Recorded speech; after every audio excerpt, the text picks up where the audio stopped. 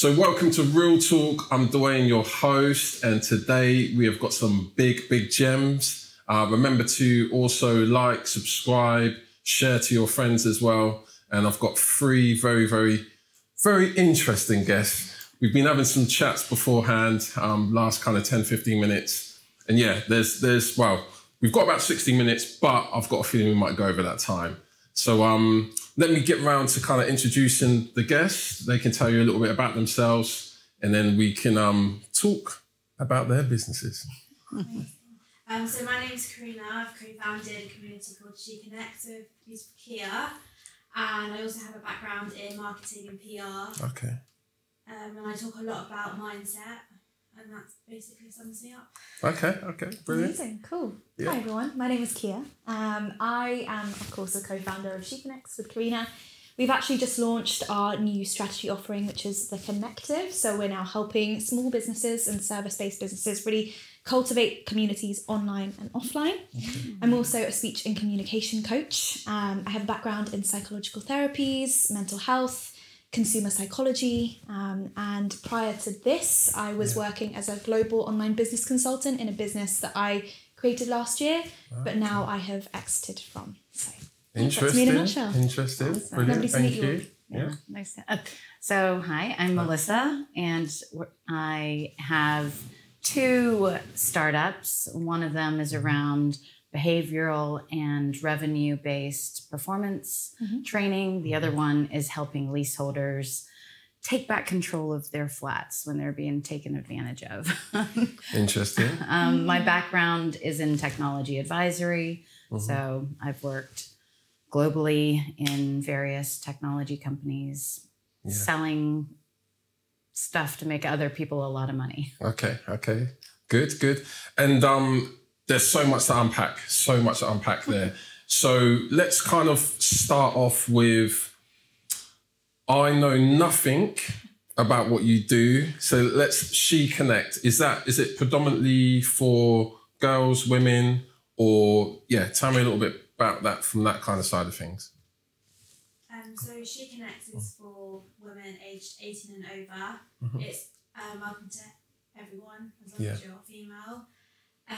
So we've really built SheConnect because we feel like there is a lack of community, especially after COVID and after leaving university. If you did go to university or college, it can be quite difficult to make friends, especially now that remote working is a massive thing in the corporate world. Yeah, it can be difficult to connect with people and to make friendships. And we really wanted to create a platform where girls can come together and have that opportunity to connect with like-minded people. So we talk a lot about mindset, and we've really tried to promote personal development. So that's our intention with the community. We're not just a community to bring girls together, but we also have a purpose behind it to uplift girls and ensure that every time they leave one of our events, they feel uplifted, they feel more inspired to achieve their goals and dreams. Okay. I think, from a wider perspective as well, just to add on there, economically, we find ourselves in quite a precarious situation at the moment, where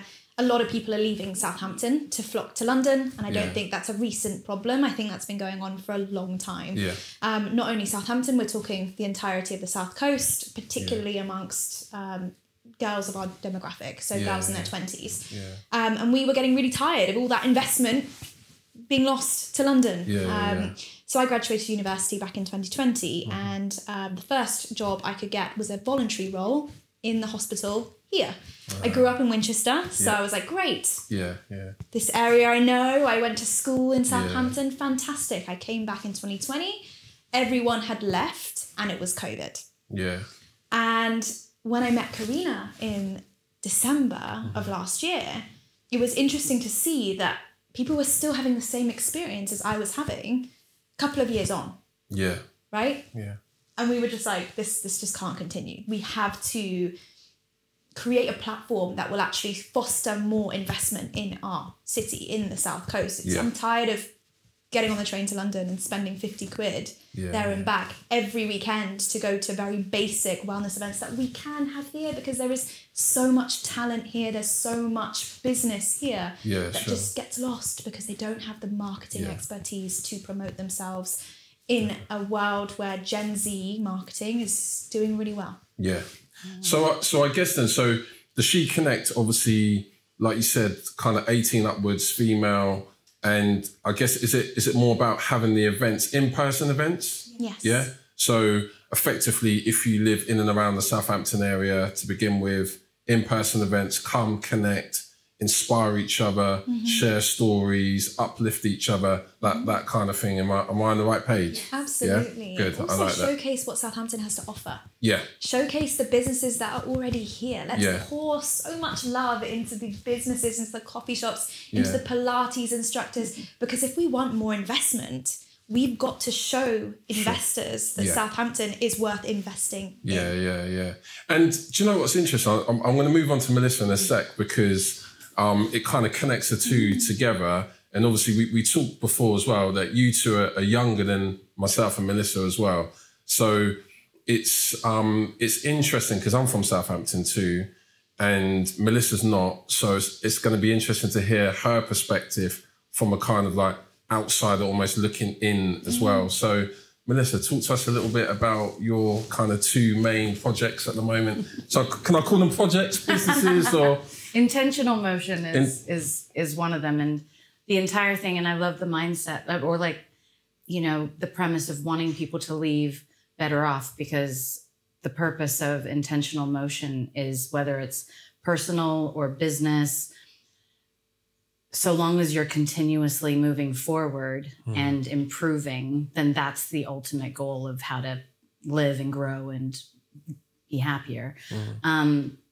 If you're asking about a networking events for somebody who's moved from outside of Southampton, I moved here during COVID, and it was really difficult to kind of, actually I live in it. Tell us a little bit about your background first. So moving, where you moved from and stuff like that. Originally New Zealand, I'm half Singaporean, half Kiwi. Okay. We were brought up predominantly in Texas, so I still have family that live there.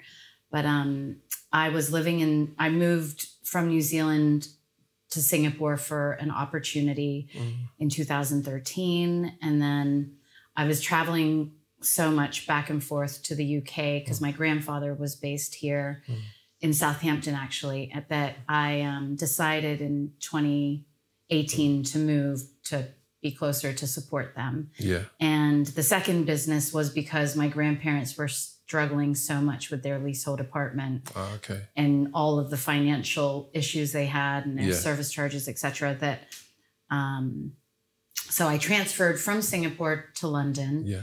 And then during COVID thought, there's no point of being in England if I can't see my grandparents. So come down to Southampton. So I moved down here without knowing what I was going to get into, but I am in a really great spot, which is helpful. Yeah. And I find actually it was actually easier to meet people down here because people are pretty friendly, I find. And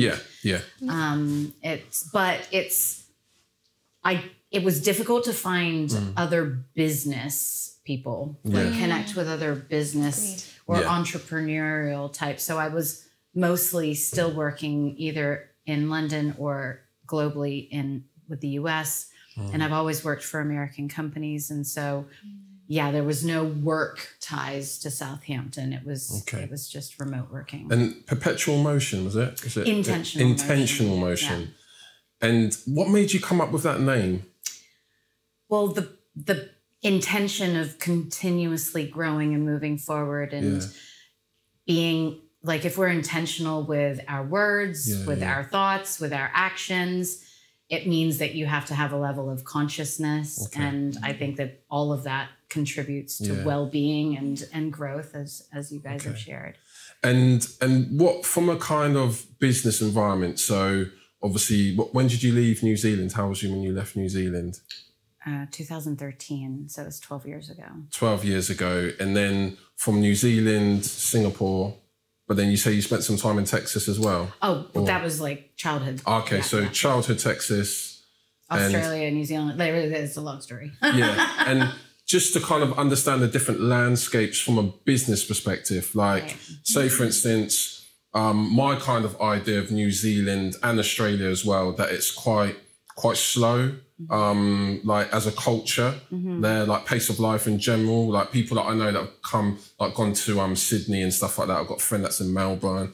They say like the pace of life is like slower, but it's but very multicultural, in a different way to the UK as well. Like UK is very multicultural in kind of a lot of Black, South Asian and stuff like that, where I think over there it's like Southeastern Asian. Am I right in saying that? And it's a different mix of multicultural people. Then obviously with America, totally different again. So, and then Singapore, I've heard a lot of good things about Singapore. People that have gone there talk about the energy and stuff like that. So what would you say, like with Southampton, where does Southampton sit in that kind of business mix and potential and kind of like assessment as well? Well, because I mentor at Future Worlds, which is part of the University of Southampton. There are founders that come through there. And I didn't realize that a lot of things have started in Southampton. Like Southampton's a really innovative place, and the university produces a ton of talent and innovation that I would have had no idea about. But I think from a business perspective, you know, I really struggle traditionally with like networking events that I feel people have like a veneer of like inauthenticity. And so like I can really see through kind of stuff kind of, and so. Is that more personal though? That's totally personal. Yeah, yeah. And so you've got that kind of personal aspects then. So your character is like, be upfront, kind of. Oh, for sure. Say it how it is. Sure, yeah. That kind of vibe.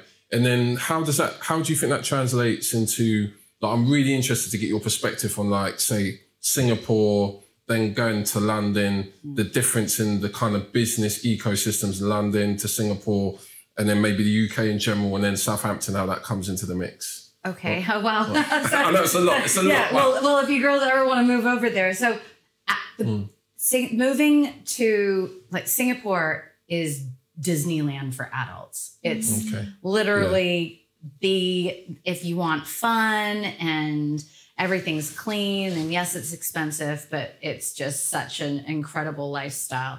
But, you know, again, it's difficult to sometimes break down to the next level of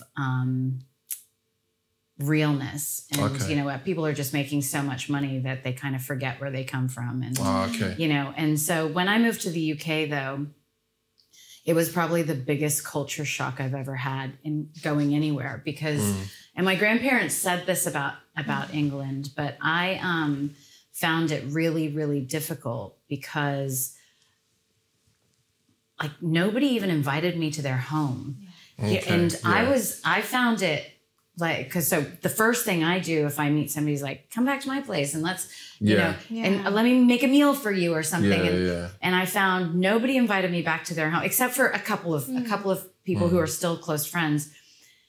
And then I was incredibly successful when I moved over in my team and in the region. And I just found a lot of toxic negativity and I felt that everybody was really nice to my face and then saying crap behind my back. I was just it was very lonely and very shocking to my system. Because I also expected that I would meet like a Hugh Grant or something. But and I was totally did that. Hugh Grant lookalikes. Preferably mixed Hugh Grant. Get in touch. We'll put you in with Melissa. You can go on a date. But you have to promise to take her back to your place afterwards. No. And cook the food. But no, I see where you're coming from with that, the culture. So was in Singapore then, was that culture there then? So say, for instance, I know you're talking a lot about maybe people being detached from the kind of base parts of reality because of how much money's flying around. Right. But was that culture a little bit more open, a little bit more kind of like, because it, in a way, I guess it's a little bit weird what you were saying in the fact of they're detached, but at the same time, are they being upfront? Oh, no. Well, so the communicate, everybody, it's kind of like a little melting pot. And so when you're in a small place and everyone is a foreigner who's like, when there's so many foreigners together, then you automatically, it's such a welcoming community. It's similar to the Dubai of in this area. Like you hear about the expat life there. It's, everybody would, you know, it's easy to meet people and everything like that because everybody's kind of in the same boat. When you come here, I think it's everybody's, I don't know. And it's just totally different. Just a different culture, different something to absorb. And then I guess then kind of feeding into what you were both saying as well, COVID. So it's interesting. So you came over just before COVID. Yeah, in 2018. As well. And then you girls just like kind of made your move or noticed things as well, just start of COVID and then the back end. So what was COVID like for you both? Being kind of like young, run it through. So you would have left uni and stuff like that, in like started a business or gone into the corporate world, and then COVID hit. And then what was that experience like for you, just COVID on its own? I think it's really interesting because I think everyone has a different experience regardless. And I think our experiences are certainly probably going to be quite different. We've got a small age gap and that made all the difference during COVID, I'm sure. So, of course, I just graduated in 2020. We didn't have exams. Like I submitted my dissertation. That was it. Congrats, Keeya, you're done. Which was good in many ways. But we didn't graduate until 2022. So I had to go back to uni 2 years later. But it was good because I was going back to uni with a full-time job so I can actually afford things. So we partied the night away and that was great. But certainly it didn't really hit me until I finished and moved away from uni. So I stayed at uni until September. COVID hit and we went into lockdown, March of 2020? Yeah. Stayed at uni until September and then I moved to Southampton and that's when things got quite hard because I was living on my own in the city centre. Obviously days are really short and I really, really struggled because I couldn't find any of my friends because they'd all moved away. Secondarily to that, we all had these bubbles and we were all in these like different tiers that would change every other week. So I actually got a job at Hollister to make friends. And that worked really well because it was a job. So I was leaving the house for a reason and had a motivation outside of the voluntary role that I was doing because although that voluntary role was great, it was part-time, I would go all the way to the hospital and they wouldn't tell me, but the patient would cancel the appointment and nobody would communicate with me and I'd catch the bus all the way there and then I'd go home and it was tragic actually. I was very lonely and you know I was in my own apartment and I was very if you don't mind me kind of like delving into that loneliness, what did that actually do to you like as a person? Obviously we know that it's meant that you started this project together and you've met each other, but what did that do to you, like say for instance pre-COVID and kind of meeting people, then being on your own and that kind of isolation, plus you've kind of finished uni, but not quite finished uni. Then you've got your first job. And then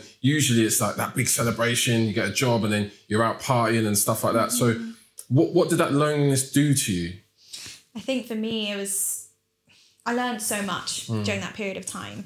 I went through, of course, the loneliness, but I also was going through renting for the first time, mold growing in an apartment for the first time, having single glazed windows and landlords that don't want to know. Ultimately, throughout that time. That's where you come in at. And actually that certainly made me a better landlord now as well. So, you know, having that experience very quickly as a 21-year-old, very naive into the world, has made me a better landlord. It's made me a better business owner. It's made me a better contributor. Because it very much was a character building experience. Absolutely. But character building, not so much in the right way. I think some people can say things are character building sometimes to just like diminish the actual experience. But it was rather profound for me. It was about. It was a bizarre time, really, wasn't it? It was a bizarre, like, literally, it kind of like creeped up. Because I remember, was it the swine flu that was before that, which was like South America?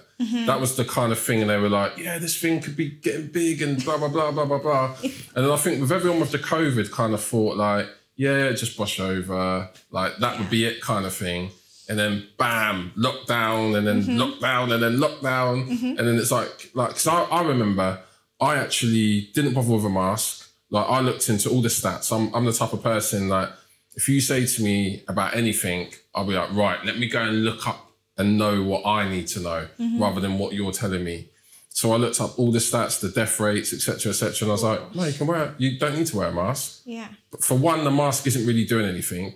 It's a placebo effect, and that's it, really. And then, and the other thing as well, I went out.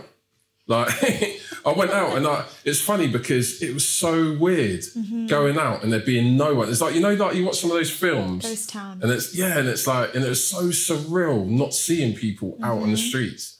So it's like, I could imagine, like for me, lockdown and COVID was amazing because I was at home with my family and like all the stuff that I wanted to do that I was too busy to do, I could actually do. I actually say, it's weird actually, we've obviously got different experiences, but for me, lockdown was normal, where you could actually live a normal life. Whereas what we did before and after is abnormal. Like the things that we spend most of our time doing and pursuing in a day to have the life that we should have had, that we had during lockdown. Absolutely. Like, you know, that's my kind of take. So it's interesting to hear that. But no, I totally agree. Like my brother built a hedge fund when we were in COVID. I got my coaching qualifications during COVID because I was sat in my house. I had nothing better to do. So let's learn and study as much as we possibly can, Keeya, because that's gonna make it go faster. But I have to say, I really did enjoy Eat Out to help out when it was half price on Nando's. Oh my goodness, that was like the highlight of the 2 years that we were in. But what about yourself? I know that you, although we've got a couple of years age gap, you were at university at the time, weren't you? I'm also aware that I left my mic on the kitchen counter. That's okay, because that you can pick up. That's okay. My experience at university was quite different because when COVID happened, I was at college, so I was revising for my A-levels. I was driving home one day and Capital Radio Station playing, and they're like, A-levels are cancelled. And I was like, no way are they cancelling A-levels. So I went home and I was still revising. I was like, I'm not wasting a day of revision. I'm not losing a day of revision. And I was like, no, I didn't believe it. I was like, no way is the world going on lockdown. My mind couldn't like make sense of it all. So then I went into college the next day and like, your A-levels have been cancelled. So again, it's a bit of a dream situation. I didn't have to. The last exams I sat properly on my GCSE exams. Okay. So the lockdown happened. So hold on. So they cancelled your A-levels. And they just gave me the grade. And what grade did you get then? So I got BBC. Wow. So I got C in psychology. I feel like I could have done better. I'm not complaining because I didn't. I was gonna say I didn't sit my exam yet, so it wasn't too bad. And I was quite lucky that I was with my family. We had a nice garden, which we got to spend a lot of time in, and the weather was really nice during lockdown. So I was lucky, and in lockdown, I really used that time to lose weight. So I lost 2 stones in lockdown. Oh, congrats.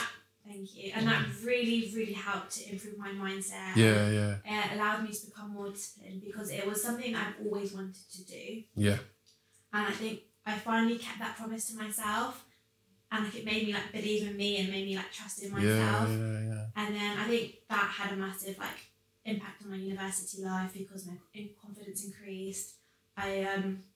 That's when my mindset belief came into my life, and I was like, mindset makes a massive difference. Because on my weight loss journey, I watched a lot of YouTube videos on how you have to change your mindset and like the words that you have to say to yourself.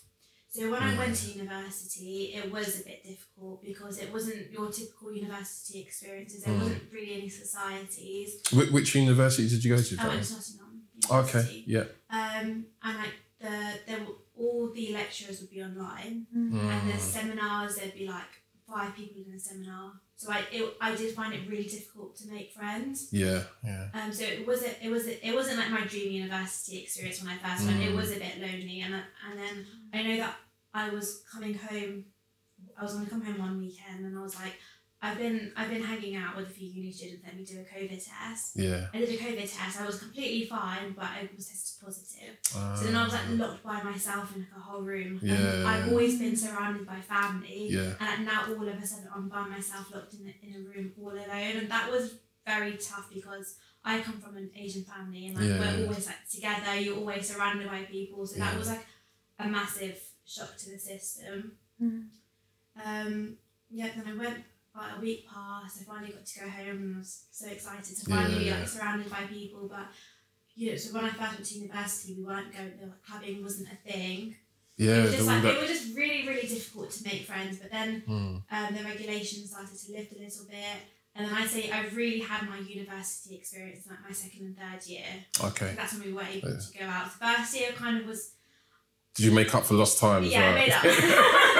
Definitely made up for it. Yeah. And then I was really fortunate enough when I graduated to get a full-time job in marketing and PR. So it was a massive global. Was that in Southampton? No, so it was based in London. Okay. So it was called World Young Chef Young Waiter. They hosted a lot of competitions around the world, and I learned so much for it. And I was really, really grateful to have had that opportunity. But I was working from home. And I think that was really tough, and it kind of reminded me back of the time like when I just went back into when I started university, and I was alone, and I was like I enjoyed going out, and I enjoyed meeting people like every single day. Like, I had amazing opportunities where I got to go to London, but it wasn't regular. Yeah. And I was really like craving that, and I was really missing that, and I was like, I'm so young, I can't be wasting my life on my dining table, surrounded by like the same 4 walls every single day. And then I remember handing in my resignation was like the most scariest thing ever, because I was like, this is like, I didn't have a backup plan. I didn't know what I was going to do. And like my family were like, are you sure you don't like have a plan B? And I'm a bit delusional. I'm like, no, God's on my side. Like everything's always work out for me. So I resigned, and then a week later I met Keeya. And then I guess the rest is history. So that's amazing actually. The I guess as well, the kind of like going through like from A levels to then going to uni, then the weight loss as well during COVID, and then understanding how powerful the mind is, how powerful it is, and when you actually focus on what you want to do, and kind of like, you know, like the law of attraction. I don't know if you believe in that, but I definitely do. So when I was locked up in the room by myself, that's when I started to read a lot. So the first book that I read that really got me into it was The Secret. Oh yeah, amazing. That book, amazing. And I watched the film, and then like ever since then it's like been a domino effect, and I've read so many books, watched so many YouTube videos, and it works. And do you know what, actually, if I can pause you, because I want to then talk about how you two met and how that developed, etc., etc. But here's something I want to put to all 3 of you, okay, right? Based on your experience that you've just talked about, what do you think the educational system is lacking? Because I'm thinking to myself, like, it took COVID for you to then kind of realize how powerful the mind is, and you know, and then tuning into that. And then, you know, and then Melissa, you talking about your experiences as well, and then kind of like, you know, coming into a different culture and a different space and stuff like that. Do you think as well, especially like most of your kind of schooling would have been what, New Zealand, Texas, am I right? Or and Singapore. And Singapore. So what would you say is needed in the educational system, even if it's just from a kind of female point of view or just holistically? And then I guess, Melissa, with you, you've got experience of 3 or 4 different educational systems. Would you say that maybe one has got it and the other one hasn't? Or do you think they all need a little something? I'll let you guys. Gosh, I find that this is a really interesting question, because there is so many things I could probably draw upon that I think. Let's do a top 2. Top 2. Yeah, certainly. I think my top one, of course, shock, would be psychology. Yeah. I remember when I first started studying psychology, I was 16, and I was so shocked that I hadn't learnt about any of this sooner. Yeah. About how we relate to other humans, about the study of human behaviour, and just everything about psychological health, synaptic plasticity, neuropsychology. It blew my mind that we did not learn about this. And I spent ages learning about Pythagoras that, to be honest, I don't really use now.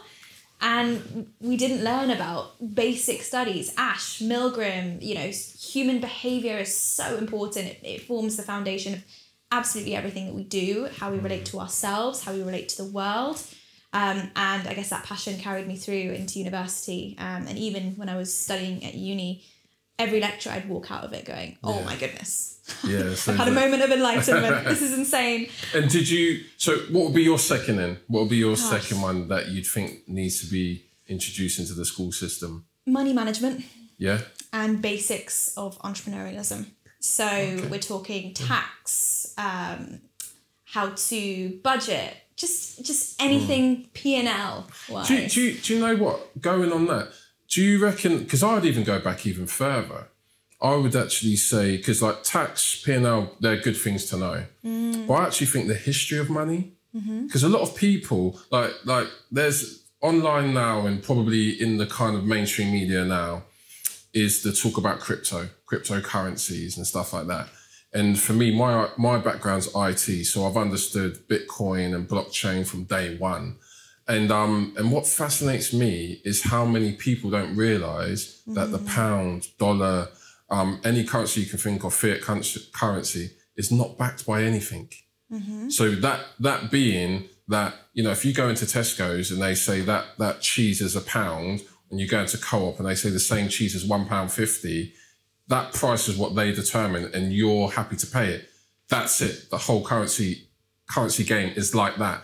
And even that the banks, so say for instance, like the biggest banks attached to the currency, so like your Barclays in the UK, when say for instance during COVID and the Bank of England said, right, we're going to print all this money, they don't actually give it to Barclays. What they actually do is Barclays have it on their balance sheet. So nothing actually gets transacted between the Bank of England and Barclays. Barclays now have a product and effectively they've just created the money on their balance sheet and that's it. And then the Bank of England pretty much rubber stamp it. And that happens internationally as well. So going on to what you're saying, there's so many people think that money is something that it's not. It's, you know, it's effectively the meaning of it, the value of it is what you determine it is. And that's it. So if it's Bitcoin can become extremely valuable if enough people believe in it and use it.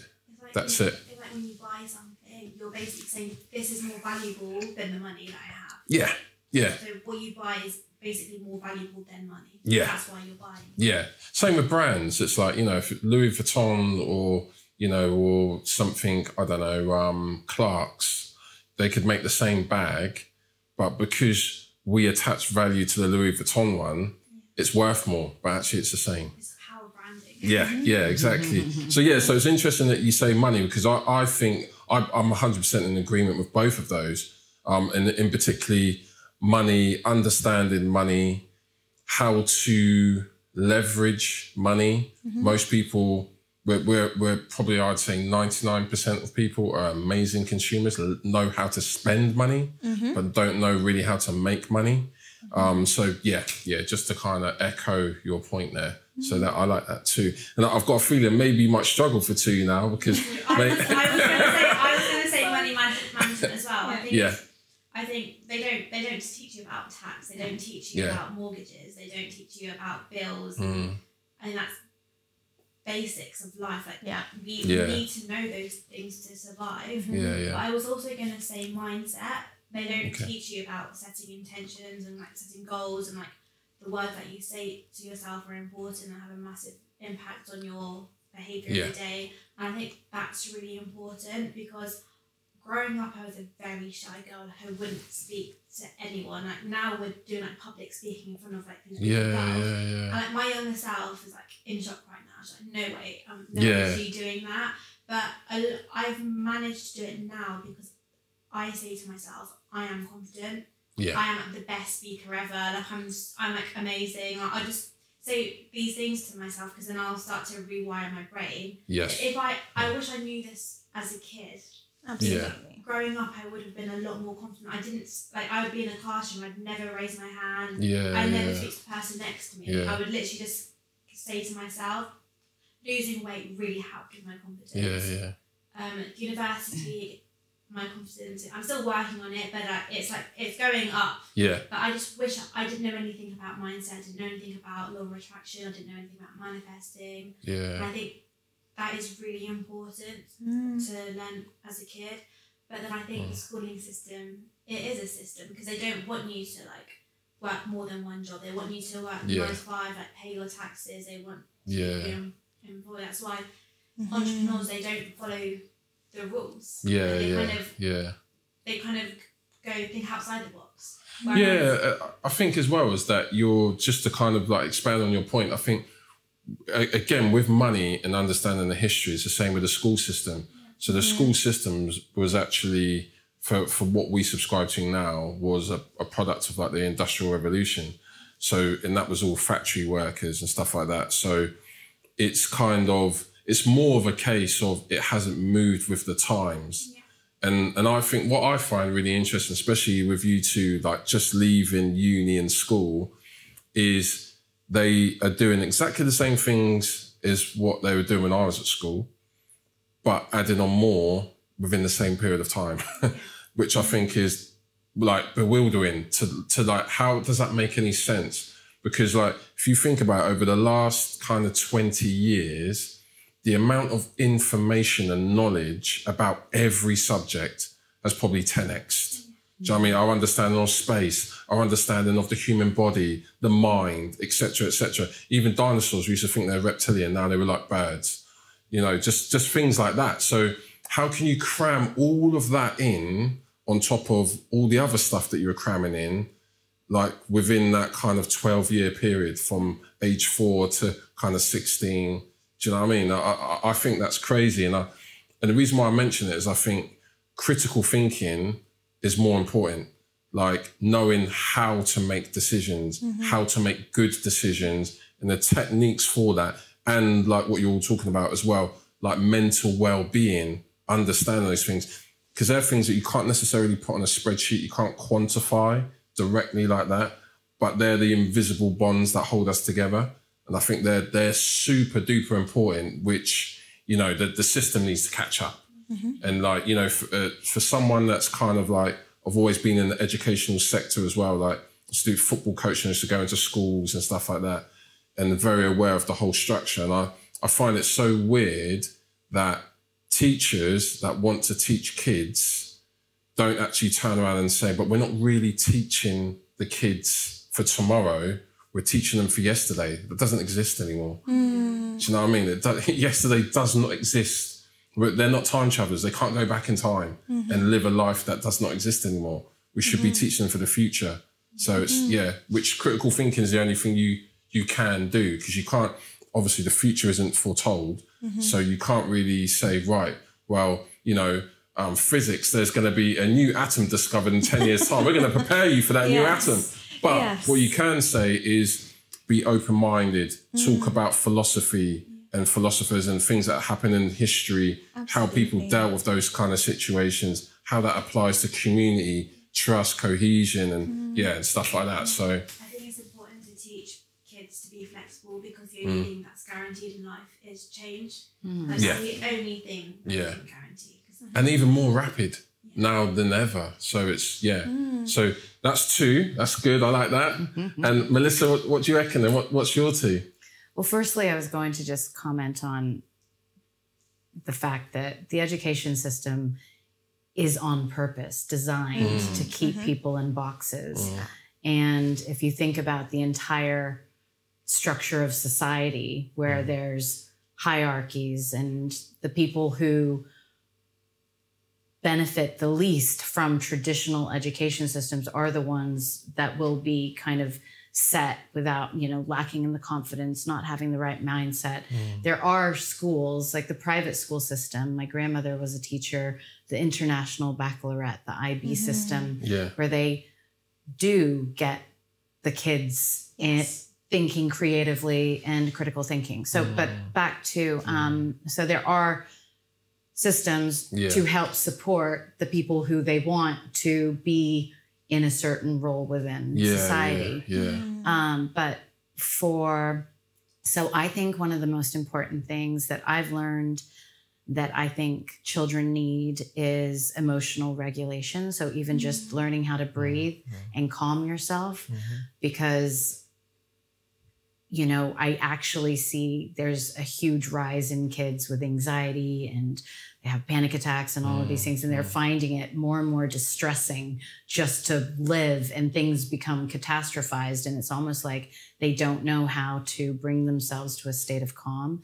And so learning how to breathe, which regulates everything in our bodies and our minds, would be one thing. And then the other thing, so you touched on it with the flexibility, but I think either curiosity or openness, because if you think about the majority of the issues today where there's, you know, whether it's racism or misogyny or any kind of elitism or anything like that, you can't actually, people don't intentionally set out to be assholes to other people or to be racist. I after living in Texas, and I mean, the UK is really racist, I would say, compared to almost anywhere that I've lived. I would, but it's very subtle. And it's not in your face.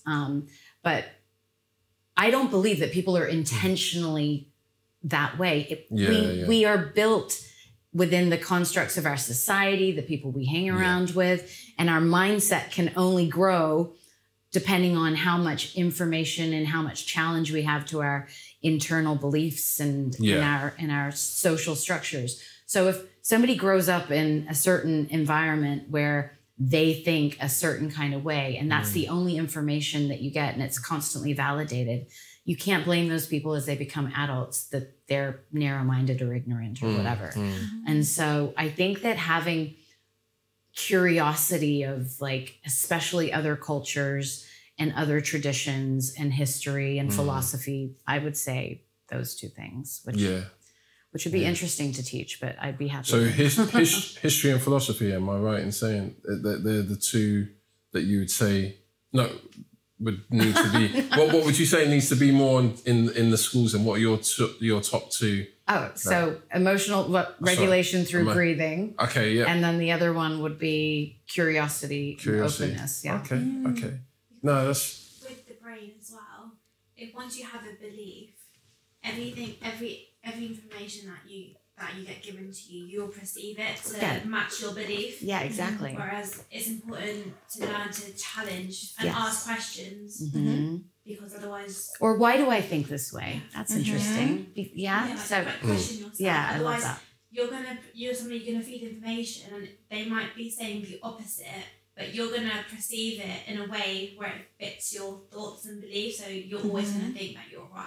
Confirmation bias. Isn't it? You selectively attend to information in your environment that agrees with your pre-existing beliefs about the world and about yourself. Or kindness.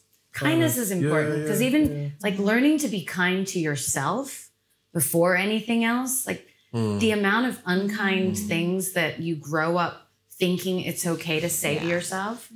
And then naturally unkind people are actually the most unkind to themselves. And so it's, I think there could be loads of things. I think as well that, like, you just start new school. a lot of the things that you've all described as well, what glues that together is balance.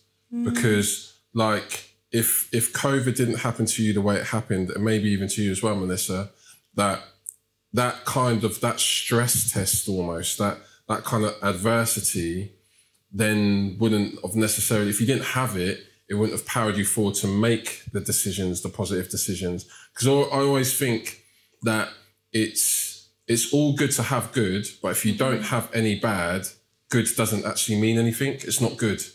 Like, so you kind of, but you need the balance. I think where things kind of don't work is when it's out of balance. You know, so if you have too much extreme of one, it's no good. Too much extreme of the other is also no good as well. So you kind of like, you know, and going back to the school thing, my kind of answer would be kind of fitness, because I think that fitness is massively important, like just movement and understanding your body and having that communication with how your body moves is really, really important. It's underestimated. A lot of kind of everything in school is sitting at a table, listening, writing and stuff like that, where I think the physical education is just as important as well, going alongside, incorporate that with the breathing as well. It's a massive positive.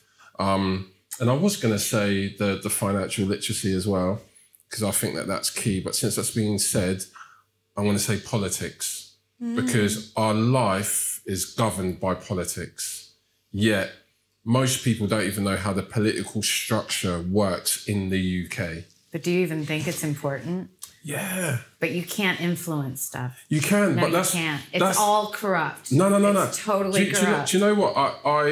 I agree and disagree with you, because for me, like, Donald Trump is a prime example of his belief got him to where he is as the leader, probably the most visibly powerful person in the world. And it's his belief that got him there, not his skill, not talent, just pure belief, and then manifesting that. And I think that what happens, if you look at throughout history, it's individuals that have changed the course of history through their belief, and then that power of belief translating into others, and they will then follow. But the majority of us don't feel the power of that individual belief to lead. That's how I see things. So politics being a prime example, like for me as a kid growing up, I didn't care about politics. Something come on the news, TV, I wasn't really that interested in it. It's only like as I got older and I was thinking, hold on a second, but everything revolves around this. Like business interacts via politics. Like everything, you know, you think about like the state of the kind of city now and the UK in general, it's politics that glues all of that together. So like, I think it's massively important. Like as an example, I'll give you one prime example. If everyone tomorrow said, you know what, should be written into law that whatever kind of party, whatever, their manifesto has to be legally binding. Wow. Yeah. If you don't do what you say you're going to do in a manifesto, you will go to jail. Yeah. That will change our politics, because what's the point of putting out something? It's like me putting out my CV. I'm applying to work with you, right? And I put this CV out. It's a load of horse rubbish in there, right? 99 promises. Yeah, 99% of it. And then you fact check it now, or I start working for you 6 months later and you're like, hold on a sec, Dowayne, that's not true, this is not true, that's not true. And I'm like, and what? It's like when Boris Johnson was throwing parties. Yeah. During COVID. Yeah, exactly. And it's like, and I think to myself, as a citizen, I think to myself, that's just a clear win. Like, and it's not even it's not even something like, oh, that works well for the Conservatives or Labour or Greens or Lib Dems, or it's just like a common sense win for everyone. Your manifesto legally binding. So that's like in an utopia, but that would never happen. And I kind of wanted to backtrack on the whole corrupt comment, because what I meant is the people with money, i.e. organizations, companies, are the ones that fund political agendas. Sure. So actually, like the entire political system is funded by who has the most money. Yeah. So, and that's whose policies get passed. Like if you think about actually who gets looked after, you have to really fight and push to protect people that don't benefit the people at the top. Yeah. Yeah. So so I just wanted to caveat. Yeah. No, and I totally agree with you, but I think to every problem there's a solution.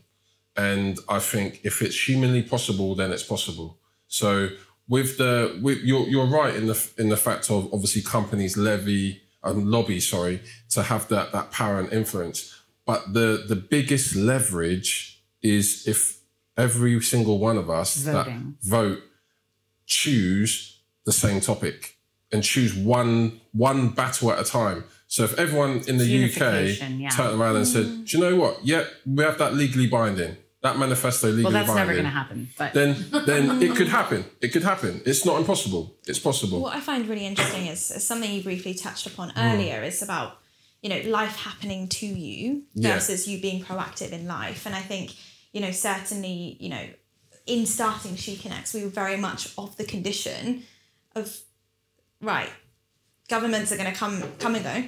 Yeah. It's the power of the person. It's on us. And, something that really stood out to me is this idea of locus of control.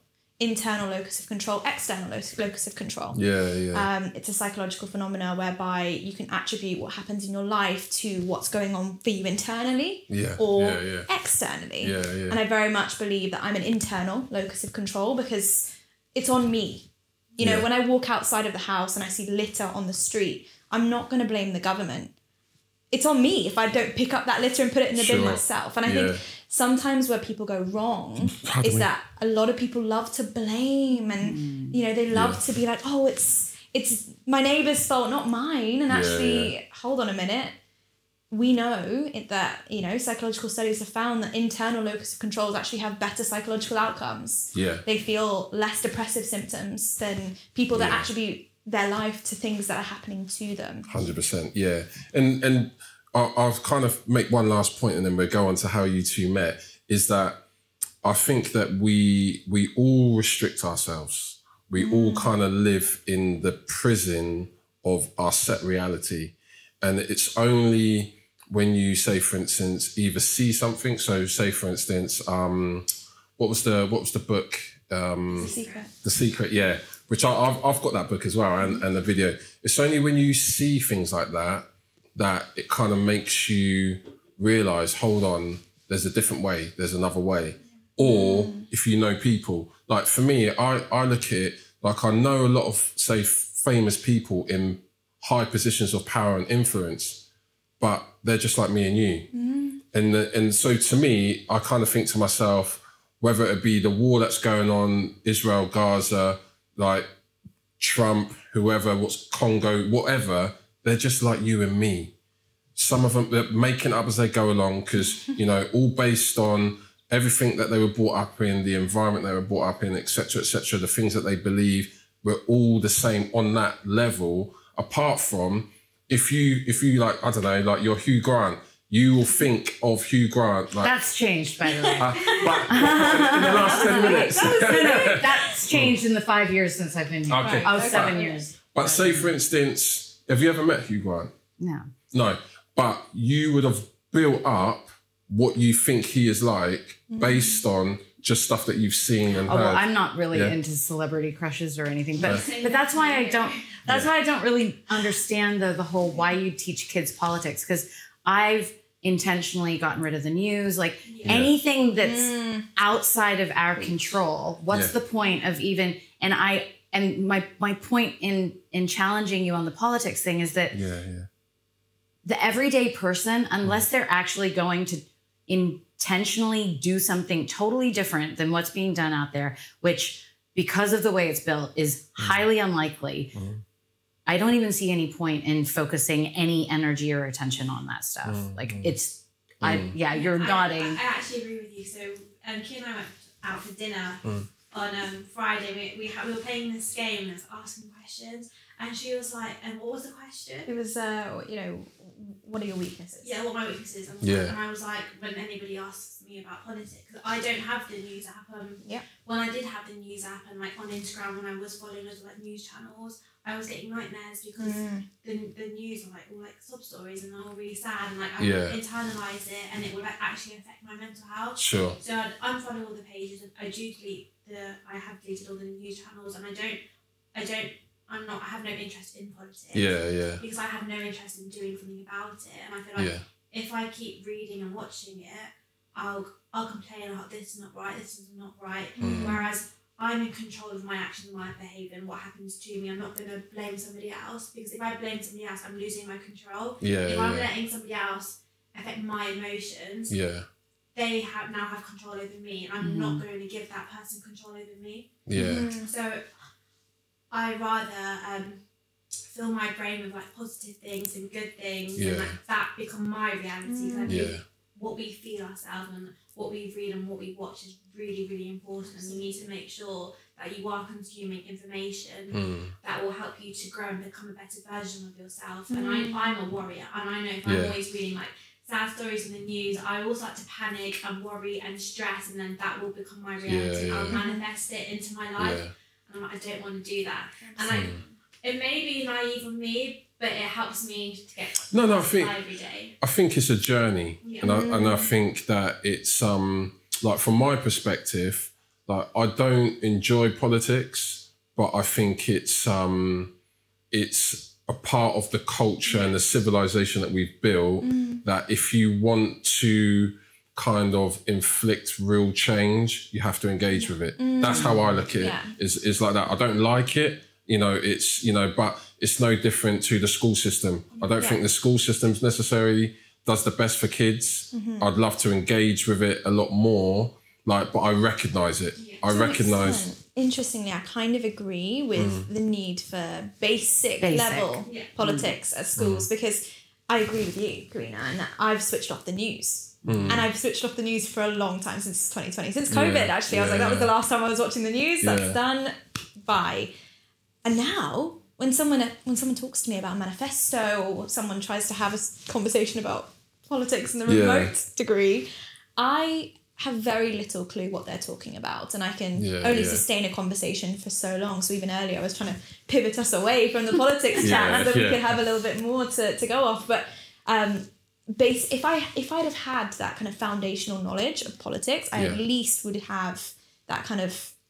And don't get me wrong, I do have a basic level of knowledge about politics, but I think it's very difficult now to not know what's going on unless you watch the news, and then you get subject to all of this fear-mongering negativity bias that we all know that the news outlets put on. And it depends which news outlet you're reading. Absolutely. It's biased to one party, and it's just a complex web of what is going on. So I think we probably need to do a show just on that alone, because I think that's definitely a powerful topic. And as well, it feeds in massively into business. Like just to kind of round it off on that particular one, the austerity that we've been in since 2008 till now is all politically driven.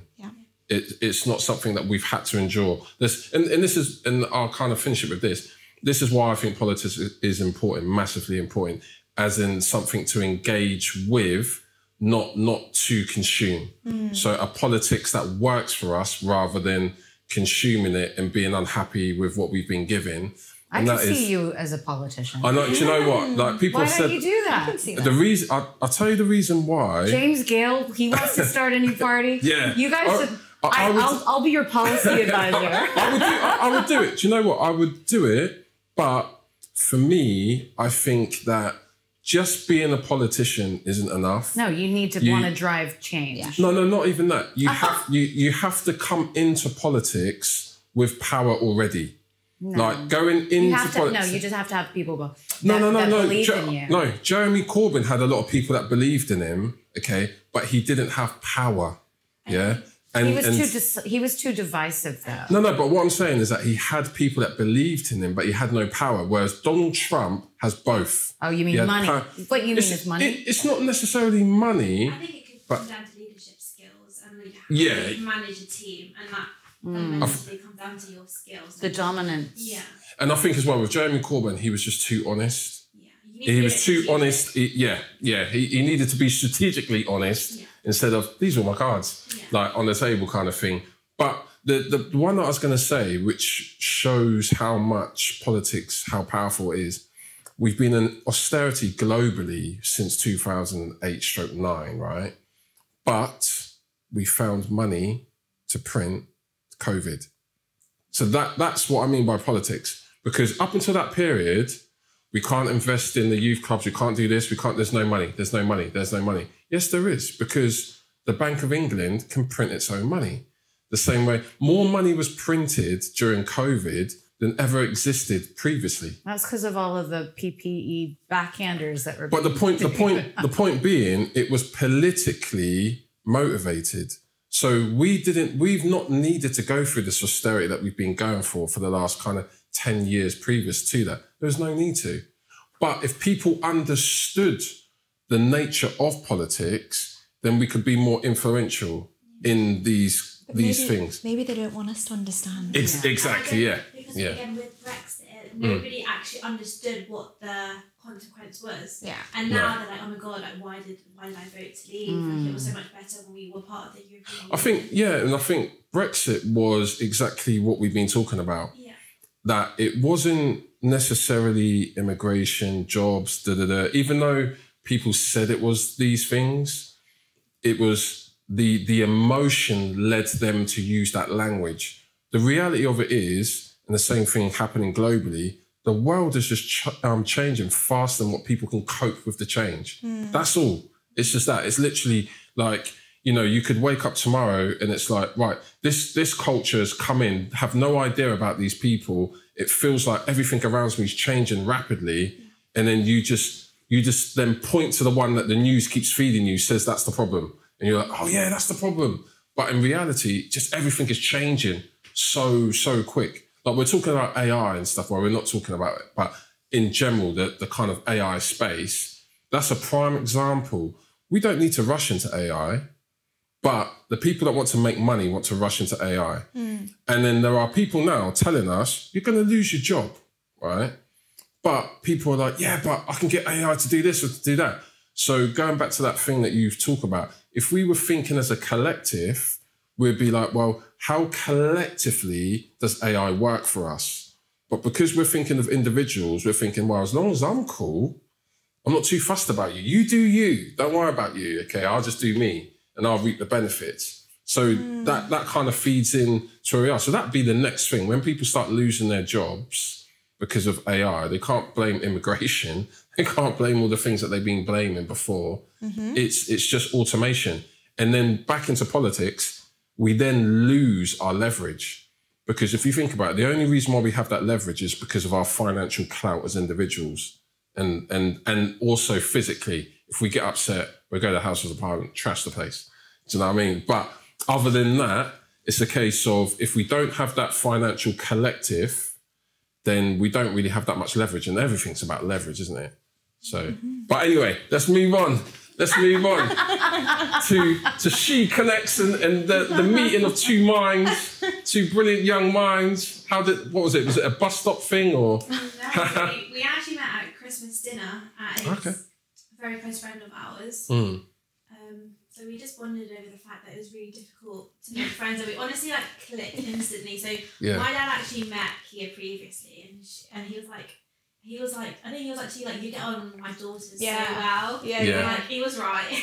No, we were at dinner and, there was about 10 of us around the table and Kareena's dad was sitting on the other side of the table to me. Yeah. And this was probably about a month and a half, 6 weeks before we'd actually met.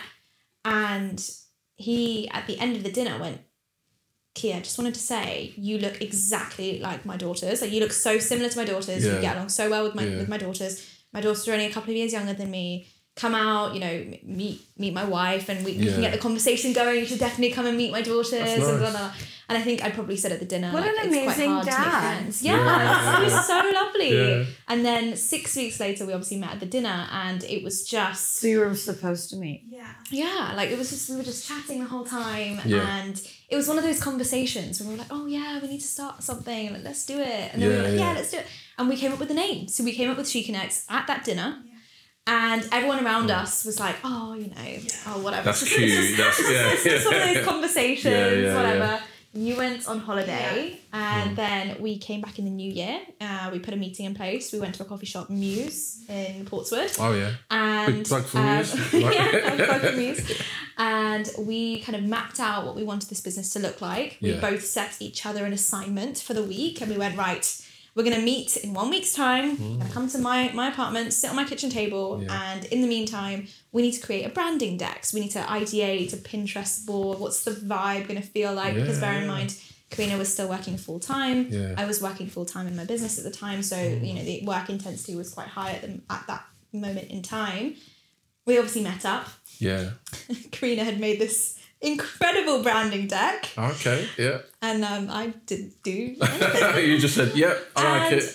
After quite a challenging first year in my business, I was being very selective with who to go into business with. I sat across from the table from Kareena and my jaw was just on the floor with how much effort Kareena had poured into it, how much love, how much... Just, it was incredible to see that. And I was like, let's do it. And let's do it right now. So we started the social media page. We got it going. And I was just so impressed by Kareena's work ethic and your vision. I was like, let's make this come to life now. And I think we both aligned really, really well. Like, we've never really touched it. We've never been opposite ends. Like we know where we want to take this. We know that we both want to empower and inspire women to be better and to have these powerful connections, deep connections, and these deep conversations with other girls. So I think we've been so strong together because two powerful minds. And it's nice because we're both really passionate about it. So it's never I'm doing all the work. It's we bounce off of each other so you seem to have a really good synergy. If I didn't know, I'd think that you've been friends for years, childhood. Are you sisters? Are you besties? And we're like, we're besties. But it's amazing. And I think, you know, some of the reason why I think we've been able to be quite strategic and successful in a short period of time is because we went straight into business. So, you know, we've reflected a lot about how we are actually very, very close as friends as well, which is incredible to say. We're not just stakeholders and then we're just bye. We have our own lives, which is amazing. We have our own friends, but when we come together, we are very close. A lot of the reason why we can work together so successfully is because of the fact we didn't spend ages becoming friends and not putting up boundaries that you need to have with your business partner. So I went into business last year with my boyfriend. Okay. And very interesting dynamic, my boyfriend of many, many years. So I thought, incredible, amazing. We're going to get along so well in the business, all this stuff. That wasn't the case at all times. Right? Okay. And I highly attribute that to the fact that Tell us more. There were boundaries that we'd created in our relationship that we were putting into our business and all sorts. You know, there's things that just that aren't appropriate to say to a business partner that you'd say to your relationship partner. Because you feel like and as a result, it would cause discord, it would cause arguments, and we just haven't had that issue because we didn't have years and years of friendship prior, which I think sometimes in some businesses that can work really well, but you and I, we have that respect. So you mentioned boyfriend, so it's not an ex-boyfriend. No. So you've decided. No, but I think that's really interesting. So is it a case? Obviously, you're no longer involved in that business with your boyfriend, but then you've created this new business, but you're still with him. So that just goes to show that you're kind of good at adapting. You know, in that relationship on its own, adapting, being able to be grown up enough to be able to say, do you know what, that side of things, we can't be in business together. That doesn't work. But we can still have a relationship together and that can work. That's, you know, that's great, actually. It's really interesting. So we're in a different business together now. Okay. So I was a completely different leader last year. I was very much of the condition of, you know, it has to be my way or the highway. Yeah. And now I'm very much like, my way isn't the way. Let's think about it inclusively. And that's why also we were able to work together so well, is because I've had that experience of, you know, having a team and being able to tone down my opinions. And very much in the community that we have together, it's a community run by a community. Okay. I'm not the only person, and I'm not the only attendee of these events. Whereas when I first started my business back in, it would have been early 2024, I started the business on my own, and very much the business that it turned into was a legacy of the fact that I started it by myself. And I couldn't shake that off. So I think I was a lot of the problem. In retrospect, and I think I'm really glad that I've worked on myself, and I've worked with quite a few mentors actually to really understand what the problem was, and then lead from a place of self-awareness moving forward. That's great actually, how you met and then how it kind of evolved. And I think as well, like a lot of people as kind of entrepreneurs think the business is about them, when really it's a case of how I look at business anyway, is it's uncovering value in other people, and then it's a case of actually realizing that you are the ceiling of the business. So if you want the business to thrive, you actually need to bring in really good people. So effectively, a good entrepreneur, you can have a good idea to begin with, and then you get it, the initial, if you're bootstrapping it, initially get it moving, get it up and running. After that, you need to be the best recruiter. Because that's then how your business, like, you know, Richard Branson's not flying planes around. Like, do you know what I mean? He's not doing that. He's paying people to do those kind of things. And if you want to grow, you know, because that's what I think restricts so many people. So many friends that I know, they've got businesses that have got potential to grow, but they cannot see themselves. Like, they feel like they're the sun and everything orbits around them, kind of thing. It's like what we were saying earlier before the podcast, that people think like they need to be independent. To actually be successful, you need to be dependent and delegate. Like no rich person has gotten rich on their own. They've had a team they've worked with, they've had support from multiple people, they've used their network.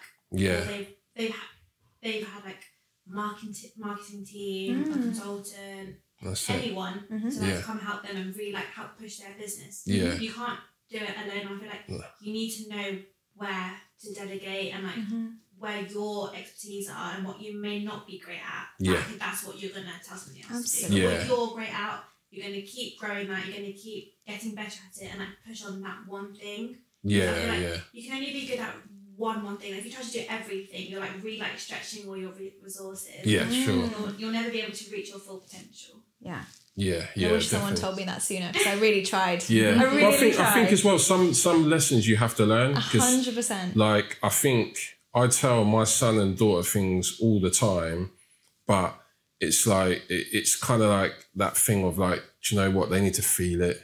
Because it's like, I remember I was saying to my son, actually, he's 19 now, turning 20 in August. And I was like, probably he was about 12, maybe a little bit younger. And I said to him, look, there's a method to making money. And he was like, no, it's not. I was like, there is. I said, there's like, literally, there's formulas that if you stick to, like in business and stuff like that, you'll grow, it will work, you know? And he's like, no. Now he understands that. Like, now I've taken him to meetings with me and stuff like that. And he's met like execs, directors and stuff like being in the room with decision makers. And now he's watched more content from other people and he's gone into business, gone into work himself. He kind of understands that now. Whereas I'm thinking, if only you understood it then, you'd be way more ahead now. But that's just human nature, isn't it? 100%. That kind of. He's only 20 or 19. Yeah, I know. I very much reflect on my teenage years. My brother was telling me about crypto when I was 14. And I just didn't want to know. I was like, I couldn't care less. My dad was trying to talk to me about property ownership and the implications and how to be a landlord. And I was like, what? Like, I'm just going to school. And now it couldn't be further, in terms of difference. I'm very much interested in the crypto market and I'm interested in property. Obviously, I'm very much invested in those things. So, now I have to know about it. It's no longer an optional. And yes, I can look back and be like, oh my gosh, in the case of crypto, I'm like, oh damn, I should have got it sooner, right? But I wasn't ready. And I think everybody has their time and everything happens for a reason. And everyone is on a timeline that's different to each other. I recently shot a video about how, you're not behind, you're just distracted by somebody else's timeline. But a lot of the time, I think we put a lot of pressure on ourselves as society because we look to our neighbour and we see them a couple steps ahead sometimes. And we're like, oh my goodness, I share the same characteristics, we have the same background, or we're the same age. I'm so behind. Wait, hold on a minute. You're distracted right now by having those thoughts. You actually should be pouring into yourself, understanding your weaknesses, understanding your strengths, and kind of going in the direction of your strength. And you're right in saying that. And I think as well that it's not only time, but the reasons for doing things. Because it's like we had some guests on a couple of weeks ago, and like between the three of them, net worth of like 250 million plus, right? And the common thing that came from them is one, the kind of the support that they got in the early stages that allowed them to kind of leverage up. And then also as well that it's the kind of values behind it, in the fact of like, when you don't have money, you think about, right, it'd be nice to have this money. Like I always think, when I was living with my grandparents, right? And I thought to myself, it'd be nice to have my own place. It'd be nice to have my own place. Yeah. Then I got my first flat, and after a couple of weeks, I was like, is this it? Like that initial, it's like Christmas. You know, like Christmas, like when you're a kid and you're that build up to Christmas, like that whole excitement with like presents or whatever. I don't know if you're into Christmas, but like having that kind of thing, and then you've opened a few presents, and then you're like, oh yeah. There was like that big build up, and that was it. And same thing with the flat, and kind of I see the same thing with kind of money, whereby it's more the process of making money or your business that is the real benefit, as opposed to like one of the guys, he didn't even know what his bank balance looked like because it wasn't really the thing. But at the same time, it's a case of what motivates you then? Once you can pay all of your bills, and you know, if you can go on 2-3 holidays, and if you want to go to a nice restaurant every now and again, you can do that. What then motivates you after that? You know? I think a lot of people now, they want that instant gratification. Like they want to feel it now, but it's the journey that counts, and like that is where the fun is. Yeah. It's like you reach it, but climbing the mountain is like that's like the fun part. You're like I'm on the journey, but when you get to the top, like there's nowhere else to climb. So I think gratitude is really important. To always like appreciate what you have every single day, and like to be thankful. I think when you have that level of gratitude, you will be really what's the word? Really happy and content with life. I feel like people who are always onto the next, like what's next. You're not pausing or reflecting, and like life is so good. Like I've got water, I've got food on my plate, like I've got a ceiling on my head, I'm in a safe environment, like I have like a nice room, I have like a blanket, like little things like this. I think that is like the true wonders of like life. Having like loving people around you, being able to like use your body like properly. Like, I think especially now with social media, everybody's always comparing themselves to others. Like I need this.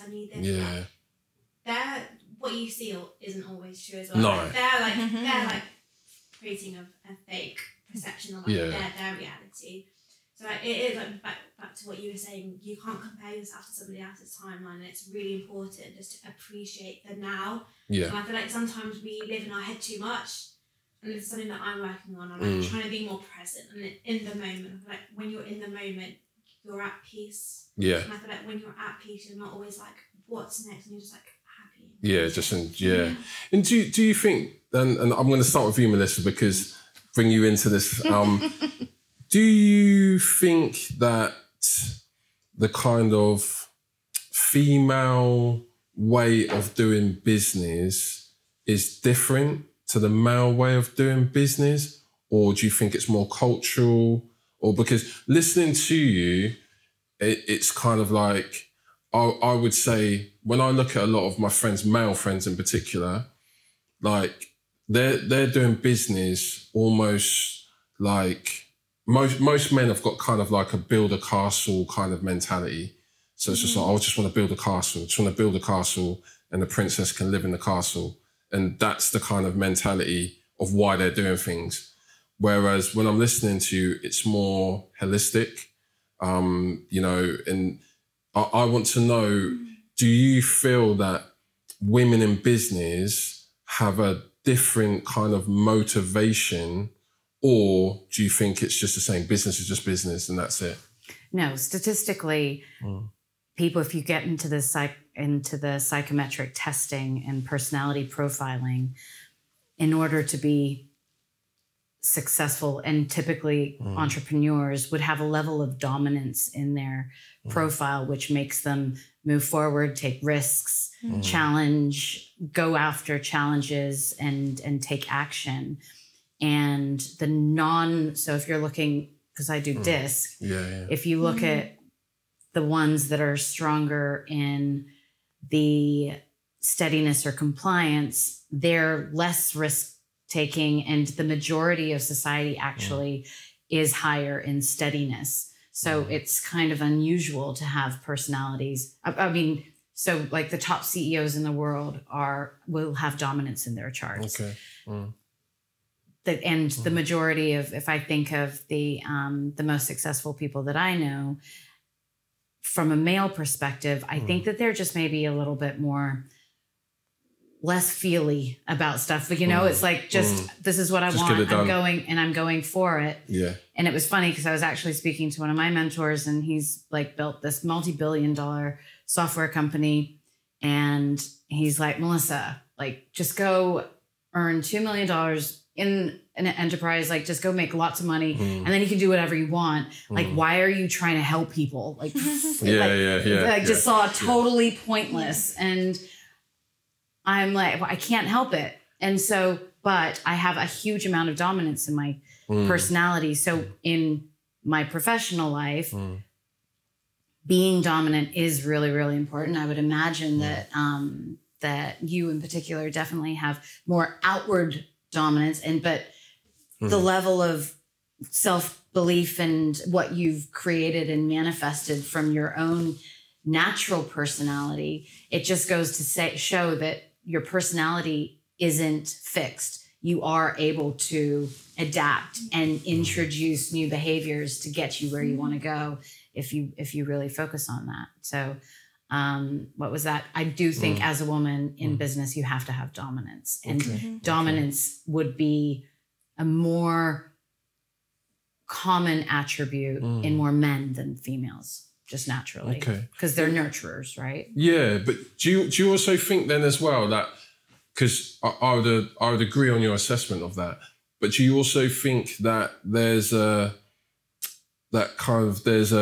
female type of dominance, you know, almost like, you know, you've got like a kind of female alpha, which is different to a male alpha. Right.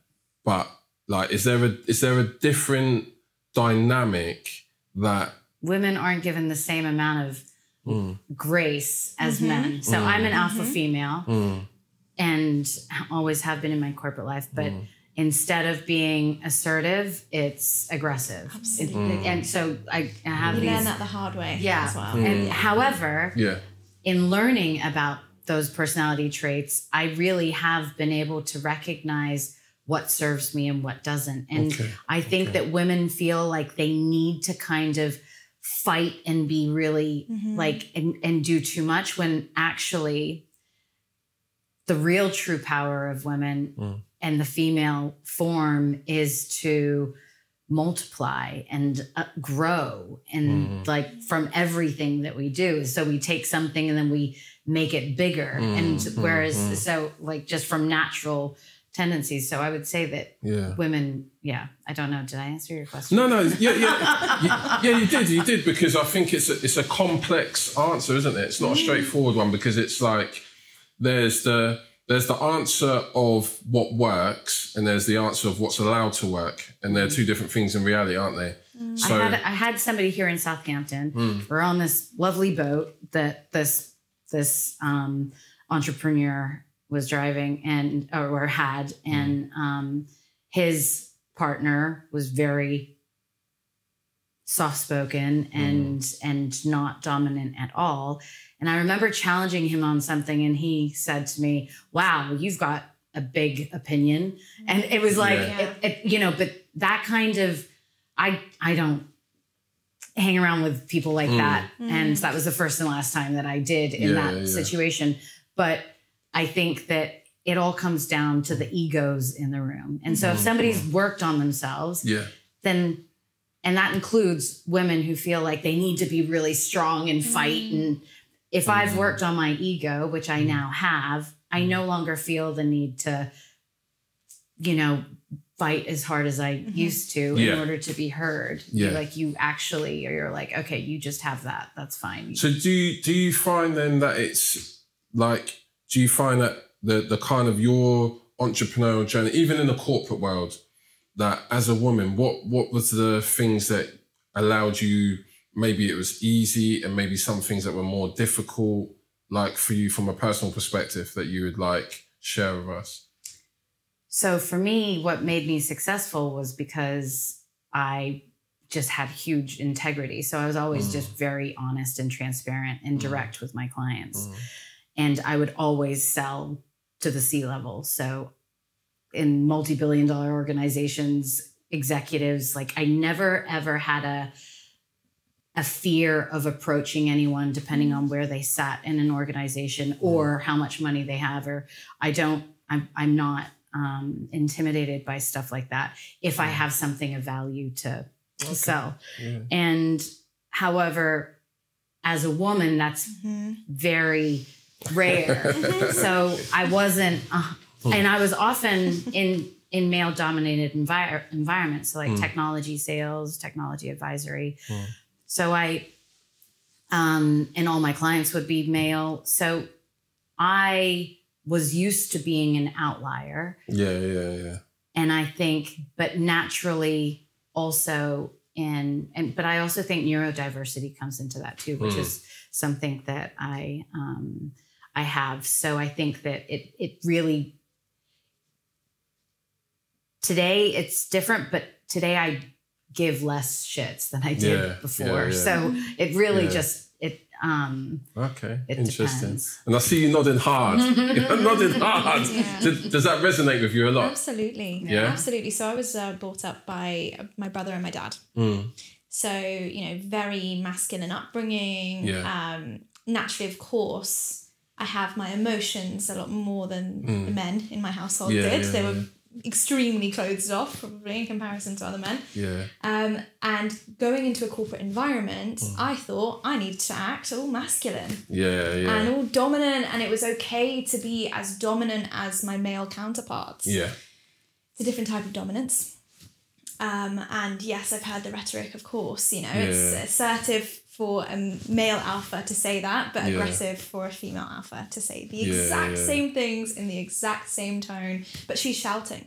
But the guy is saying the exact same thing, is just having a conversation. It's completely different, apparently. And I very quickly learned to play the game.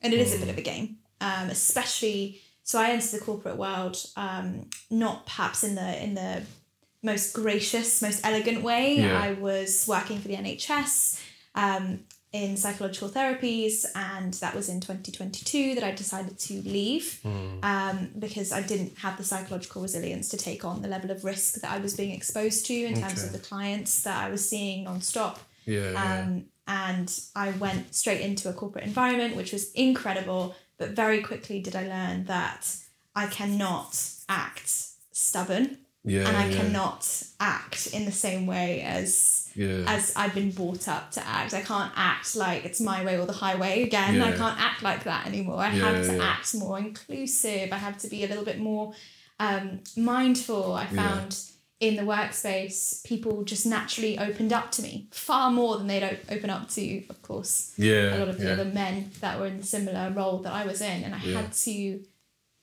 to allow that. You know, you have to allow grace for people to come to you with that, that level of emotion. But also, you can't, and in a way, this might sound a little bit unethical, you can't come across too confident either. So I agree with you. I've never felt intimidated around people that are different levels of the company.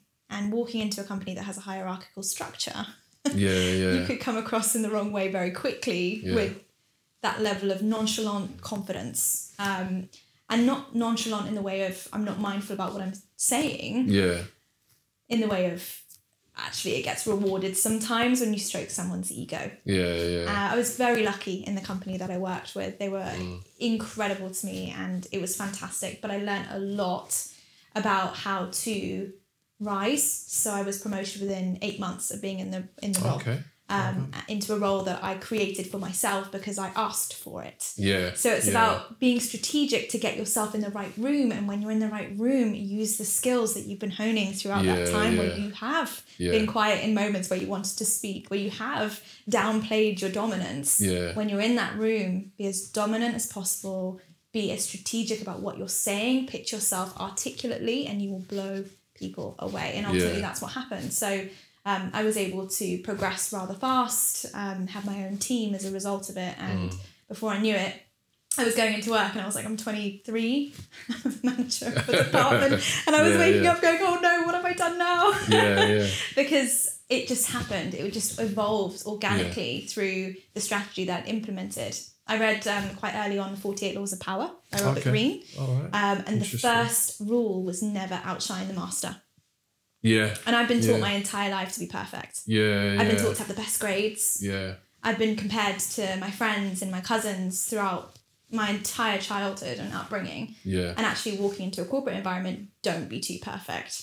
That's so interesting. So I never played politics. I could never pretend. And I think that actually is a trait with neurodiverse people. Not even your younger years? Never. No? I never could never play the game, could never be inauthentic, actually. And my inability to play the game really was a struggle. And being outperforming my leaders. And that was to the detriment of, so it's such an interesting to see a totally, like somebody who did play the game and then got rewarded for it.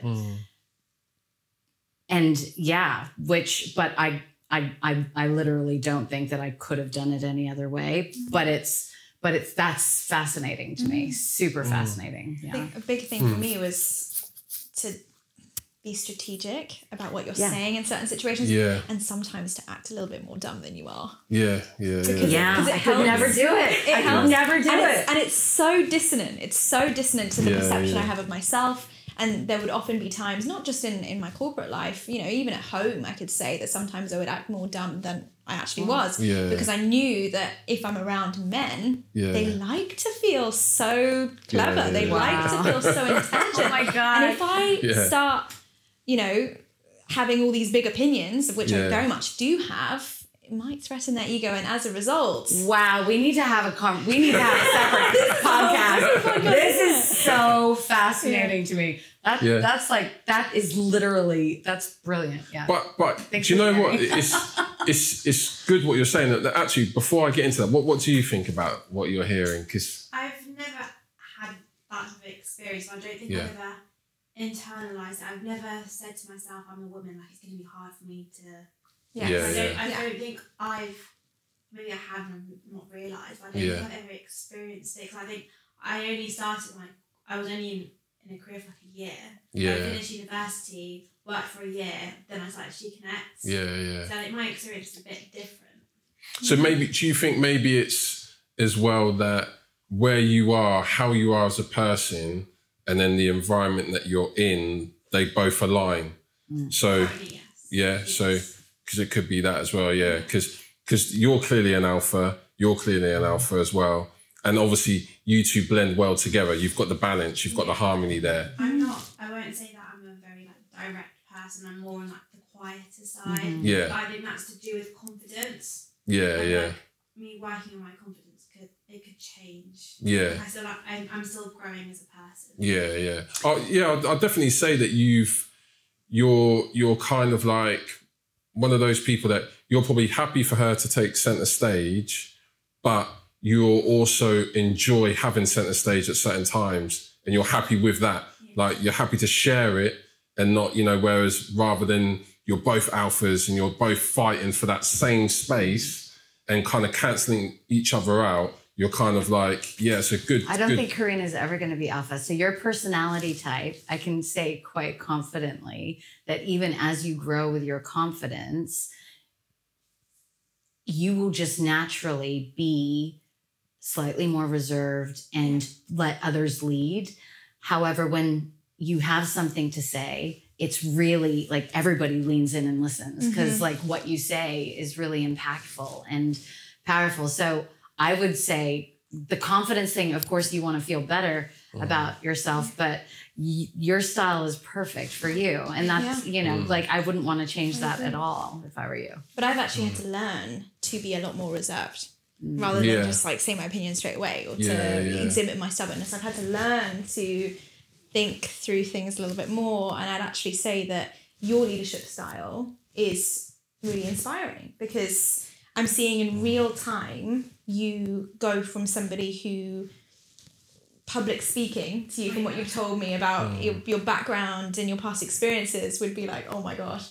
Whereas now you're standing with me, you're in front of me, and you are taking center stage, which is amazing. And I love to see that. And it's really interesting because reflecting on my tendency to want to step into alpha, I haven't needed to do that. Because we are working together so well. It's not like I need to take over or we're fighting for centre stage ever. We're just kind of... You're just filling your natural positions, aren't you? Absolutely. Your natural, rather than having to fight, you know, because I understand from a male perspective, listening to all three of you, I understand where you're coming from because I'm an alpha and I have exactly the same issues that you describe. Because for me, I'm not just an alpha, but I'm just like, look, if that's not right, let's just do this. That's it, straight away. Whereas most people will come in, observe that personality, this personality. I'm going to say it like this to that person first, to one side, and then speak to that and just strategically maneuver through. Whereas for me, I'm like, that's a waste of time. Like, you know, like, that's not right, let's get it sorted kind of thing. Whereas I know for a fact, a lot of people, they just get rubbed up the wrong way by that. Because it's like, it's almost like a territorial kind of thing where it's like, you've just come in and I thought I owned that space and you've just come in now and dominated that space and I'm not happy. Rather than, whereas for me, in my mind, I'm like, yeah, but the end result is a net positive. So that's what we should be focused on. So but let people think it's their idea. That's the hack, is you ask questions and you speak in ways that lets somebody think that it's their idea in the first place. And you know, very much in my early career years, I realized that if I thought a certain idea was the way to go, and maybe I had a little bit more knowledge in a certain subject area, I couldn't walk into that room saying, why don't we just do this? It's easy. When 5 guys have been sat there pondering this for months and months, I had to strategically act in ways that would elicit those thoughts and that conversation and facilitate that strategically so that the people thought that it was their idea, particularly a man thought it was their idea, and a man in a leadership role that was on a level higher than mine. Obviously, And I guess as well, that's that entrepreneurial spirit, is that, you know, hence the reason why you've created your business, you've created your businesses as well, is to be able to navigate and do things how you want to do them, as opposed to being restricted by being in a group of people. Then, you know, and just, it's time, isn't it? Like, we're only on this planet for a short space of time. It's like, if you want to do and achieve, you need to go out and achieve. And then kind of filtering into what we were saying at the beginning, I think the kind of ecosystem in Southampton, it doesn't really allow for that at the moment, is what I would say. It doesn't facilitate that at the moment. Like, for me, I've always, you know, I've got good contacts in the council, good contacts in various kind of, even the university. And I always feel as though it's the same kind of regurgitated ways of doing things. And it's only if someone big externally does something, like puts pressure to do something different. Otherwise, it's just more of the same, more of the same. Whereas I feel like in London, it's got, because it's kind of internationally connected, and like London is in a different league. So London really is an outlier compared to the rest of the UK. There's not, you know, there's not a twin Manchester, Birmingham, they're not a twin, you know, Birmingham is just a bigger Southampton, Manchester's just a bigger Southampton in reality, yeah. London is an outlier. And I think because London is more in competition with New York, Singapore and stuff like that, it's got a totally different mindset whereby it's like, yep, anything is possible. Because whereas like say places like America, the different big cities have got their own big personalities and lead in different directions. You know, like LA is nothing like New York. It thinks differently, independently. Whereas in this country, it's literally everything happens in London and then maybe it might splatter out to some of the other cities. They might mimic it. But there's not like, oh, Manchester, they're doing something completely different to London. And maybe London can learn from Manchester. It doesn't have that dynamic.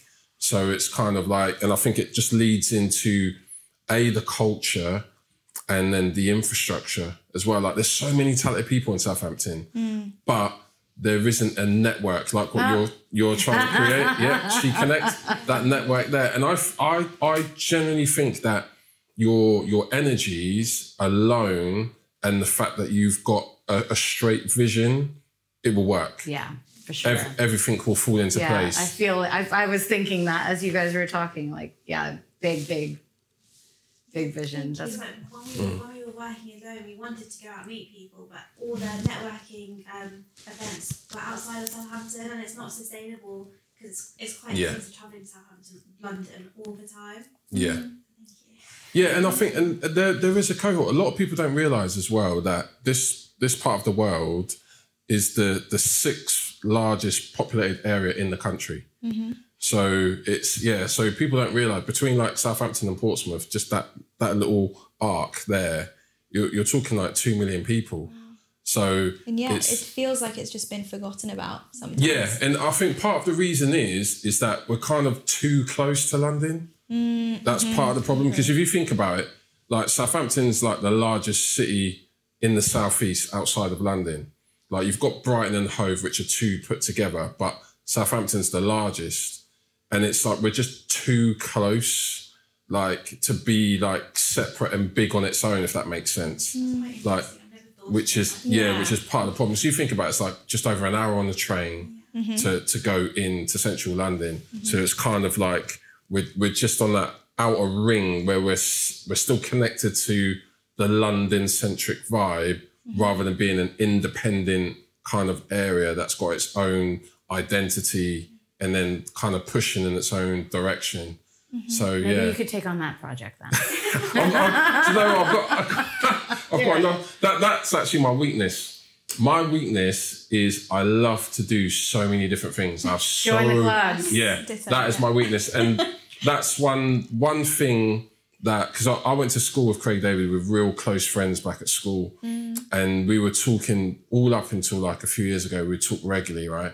And one thing he said to me, like, he said, Dowayne, just pick one business idea and stick with it to the That's very what you end. told me to do. Yeah, I did. Yeah. So that's why with politics, I'd love to get into politics. There's so many things that I'd love. You know, like there's some people like it's like same day different shit and all that kind of stuff like that. With me, I'm like, if I had more lifetimes, there's so many things that I would do. Do you know what I mean? There's my Sunday shelf is collapsing with ideas, but I just need to focus on one thing. So that is the maybe we can motivate each other. Yeah, I need to join. Melissa, you staying on task. Just stay with that. Maybe we should make a club for the entrepreneurs that do multiple. Too much. That's it. Yeah. The single highway network. That's it. Like, that's it. Just stay on one task, one thing. Yeah. But yeah, no, it's definitely 100%. I think we've kind of like we've talked a lot and not so much on all the business, but I think it relates so strongly. Because I think, like what you were saying earlier, Melissa, in the fact of that veneer of who you really are.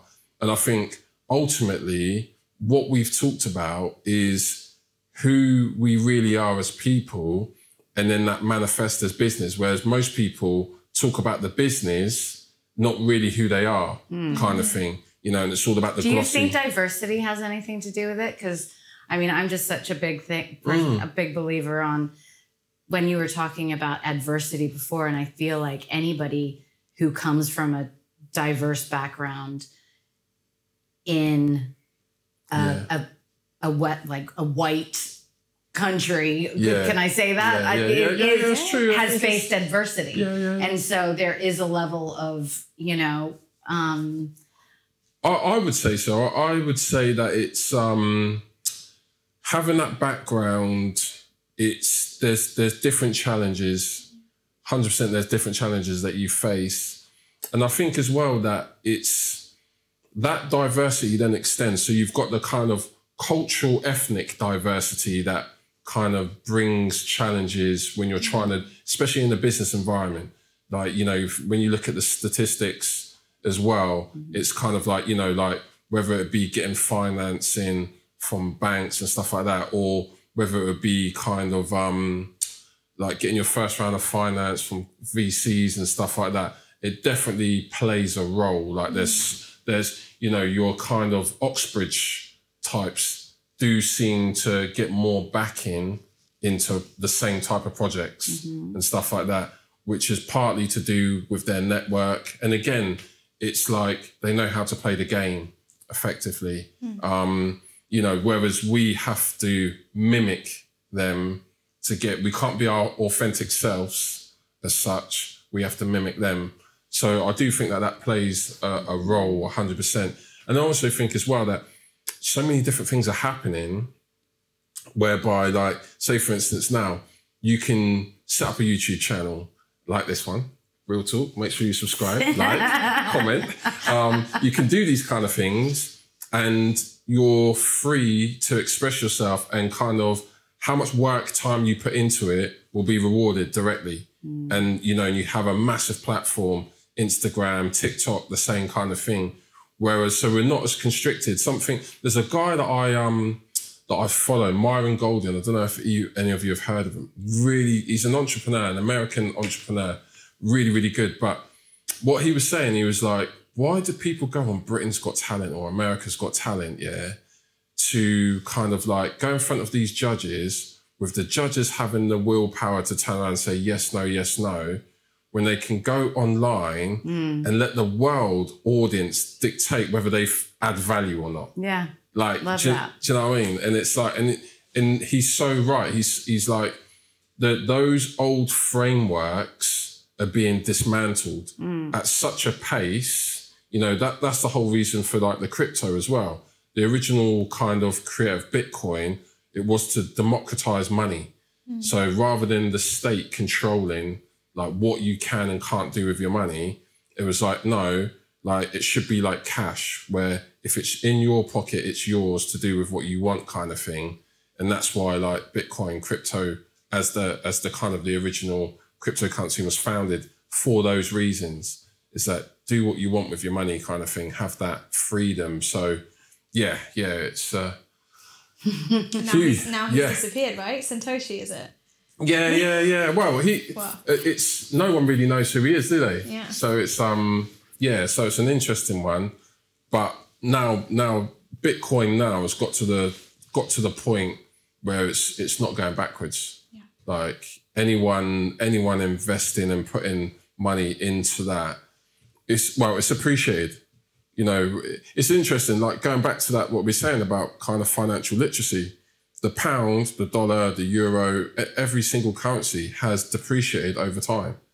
Like in you know, how does it make any sense that the most of what you have as value that you use to exchange with other people, that you keep it in a depreciating asset? It doesn't make any sense, does it? Really?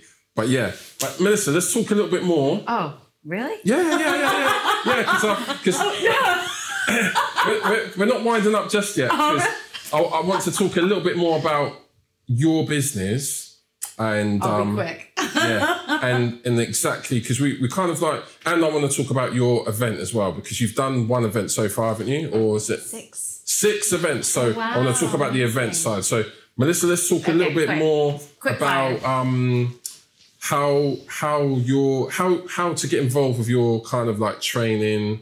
What would you label it as? Training, coaching? Yeah, it is the training. So intentional motion is all around looking at behavioral changes. So through personality profiling. So that's step one in being able to identify your strengths and limitations and from your personality type. The performance training would be underpinned in sales and buyer psychology, decision science, and then the revenue science. So I recently became certified as a CRO, a chief revenue officer. But so I'm looking at, so you've got the people optimization, the sales optimization, and then the revenue optimization for an organization. So kind of like in different stages. But it's all around increasing performance, whether it's individual as a team or from a revenue strategy. Okay. So that's something then that people can get in touch with you about with that, and then you can obviously help them on that journey, the business and stuff on that journey with that, Yes. Yeah. Good. And let's talk about the events then. So you've done 6 events so far. Yeah. So let's talk about the first event. How did the first event go? The first event. And when was it? Our first event was in March. So we launched in January on Instagram, TikTok, and we had our first event in March. And I think we were just like blown away by the response. We were like, wow, we just created. And the girls came and they felt like they were in London, and then they were like, thank you so much for doing this. Like we've been like dreaming of something amazing. Like this. So the response has been so incredible. So sorry, but this was a physical location, was it? So whereabouts was it? So it was at Bisque in town, Bisque Coffee, so a coffee shop in town. Okay, yeah. It was a matcha club. So it was a morning matcha club. All the girls came in. We had a coach come in. Yeah. And we had a flower embellishment activity for the girls and matcha and pastries. We had a goodie bag as well for the girls to take home. Nice. But yeah. And then what? So let's talk numbers then. So like, is this something you charge for the event? So how much did you charge for the event? £30 a ticket. £30 a ticket. Yeah. How many people did you have? First, I think we had 28. Yeah. Okay. Around 28 people. So 25 with 3 influencers. Okay, nice. So PR. And then so that was the first one, and then by the 6th event, like same location. Yes. So ultimately, the matcha club has kind of grown arms and legs from what was a humble beginning. At the beginning, we were just, oh my goodness, we've grown so quickly. We must do something. So let's launch with something. And we were going back and forth like, is matcha club too small? Is there And our actual most recent matcha club, we collaborated with Charlotte Tilbury, which is one of the biggest brands in the world. I've no idea. So makeup. Okay. So when you walk into John Lewis in Southampton, in the makeup floor, you've got Charlotte Tilbury. As you walk, Dwayne's probably not so familiar. Straight but really, that just showcases how huge it is if it's front and centre in John Lewis, for example. And you know, we caught their attention. They came to us, and we've had over 40 brand collaborations and sponsors in the form of gifting since we started. We are connected with many places and venues in Southampton, and we've been so unbelievably lucky to have done that organically. People have come to us, and I truly attribute that to the fact that we've been so aligned with our purpose, and we have just loved what we've done. So on this then, so you're at the same venue, so all 6 events have been different so venues. they have been at different ones, but we have done 3 matcha clubs out of the 6. Okay. And then what was the numbers like for the most recent venue event that you done?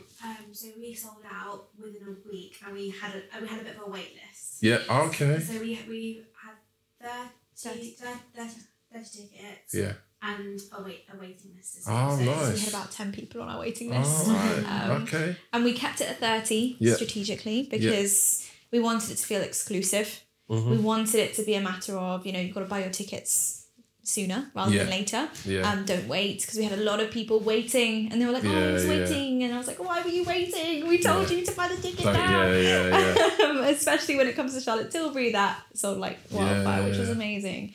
But we've realised that in building this community, we've had a bit of a ripple effect. So we've seen a lot of people who've come to our sessions start their own content creation page, start there and push their own business to the next level. Yeah. And gotten brand sponsorships of their own in their business, which is amazing because we've basically outlined a formula that people can use to benefit them, which is just amazing to see the proof. Melissa's come along to your next one, you know. Please, we'd love to have you. We'd love to have you. So our next event is at the Harbour Hotel. Nice. The management have been incredible to us around letting us use the space. Of course, we have a 3-course lunch, and we are working with a influencer, Kaylee, who is going to be doing the Pilates for us. So it's going to be a Sunday reset all day on June 29th, I believe. But really that just showcases the venues that we're now unlocking and the experiences that we're unlocking for Southampton. I don't think I've ever seen a massive Pilates event going on in Harbour, and we've kept the dress code pink and white. Okay. Right? Funny. Because we're going to just, the press around it. But the press around it, the aesthetic around it, we really want to showcase that Southampton is somewhere that women can move to and be cherished and feel special. And that's what we do with the brand partnerships. We ask the gift bag sponsors so that people can go home carrying these global brands in their bag, because those global brands love the fact that they're living in Southampton. You know, which is actually one of the first time I don't think I've ever felt really special to live in Southampton until we started She Connects. And brands in the US are now looking at us. What we think is our small little community, to them is a marketing channel that they can reach their consumers. And so it's a win-win. No, I like it. I know Melissa's happy about it as well, and I think that it's Please come. No, do you know what? I've really enjoyed like speaking to all three of you, because it's been an absolute pleasure. I don't even know how much time that we've spent doing this, but I feel like I could be sat here for days just talking and talking and talking. You might be the only one, Dwayne. Thank you for that. Sorry, that honesty, I can't help it.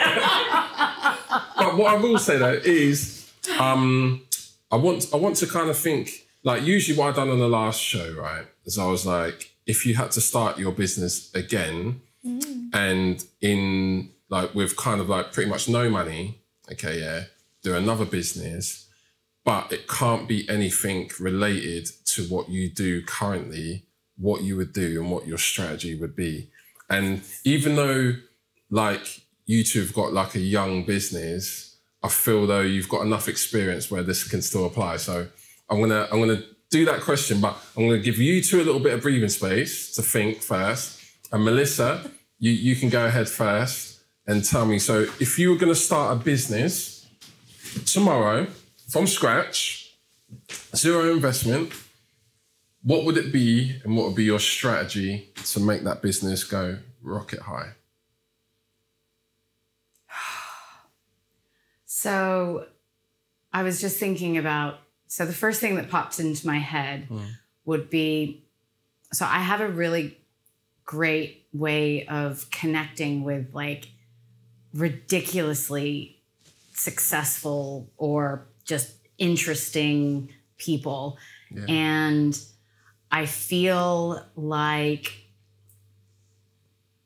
having seen like how successful it is to interview great minds or really successful entrepreneurs, and have, you know, starting that a few years ago, like with, or even when I was connecting with leaders and having like building these relationships, I mean, interviewing people so that people can understand how these people think, I think is really valuable. But what actually came to mind was I would just go and offer services of just challenging their status quo, like just being somebody that just challenges their current way of doing things. Because I feel like no matter how high we get or how much we achieve, there's always ways that we could be seeing things in a slightly different way. And my mind naturally kind of sees things outside the box. So I don't know if I'd make money off that. I was gonna say, so you charge someone by challenging them. Yeah. Challenging. It was kind of like a mind, like, you know, like how these really successful men get into these, like, I don't know, get tied up by women or whatever. But mine would be like a mental challenging exercise that I think that a lot of people just aren't used to being challenged when they're at certain levels. So it's like domination, like no, because it would have but mentally, but mentally. Well, because I do that naturally, but I feel like the things that come out of those conversations and the ahas that I haven't capitalized on, I feel like I'm just such an ideas giver in those situations that I should be charging significant amounts of money for. And I guess maybe that I don't know if there's a market for that, obviously, but probably not. But potentially there could be though, because I would imagine that there's quite a lot of people in positions of power that don't get challenged. Correct. Which would potentially reach out, and especially maybe if, I don't know, if you had like some content support in that, and it might be a case of they love the way that you actually... I would do it in a respectful, thoughtful way. Yeah. But it would have to be authentic to me in the way that I would even... I wouldn't just do it for the sake of it. But I think that it's so important for all of our perspectives to be challenged on things. And, you know... Yeah, like how we've challenged each other today. Like that's the only way that we can really kind of grow. So no, it's an interesting business totally model. Interesting. Very niche. Yeah. But like you said, it'd be high-end clients anyway. So I like that. Right. So let's go to you next and tell us what your business would be and how you'd make it succeed. I'm in a really interesting stage in my life where if I have an idea, I'll just run with it. So I can only talk about, I guess, something that I'm already doing, because I'm very much of the nature of, if I can scale it, then why am I not doing it right now? Why am I not scaling it? And why am I not pushing to that next level? So, darn, I didn't think that it could be a plug for what I'm doing already. No. Nice one. No, kidding. Go. It's got to be fresh. So strategic. Good. Thank you. Oh my goodness. And it's really hard for me to answer that because I prioritize alignment now over scale. I've been in a business where, you know, as a consultant, I was helping other businesses scale. Yeah. And I was scaling my business adjacent to their businesses. Yeah. And I realized you can scale and scale and scale, but if you're misaligned to what you're actually scaling, then you're going to tap out because you're Take a day off. Take a day off from the alignment for a moment and just be like, right, I've got an opportunity. I can do anything. Switch up completely, a different sector as well. Different sector? Oh, yeah. So just something that you've got zero experience in. Oh my goodness. Probably e-commerce. Okay. And tell us what that would look like.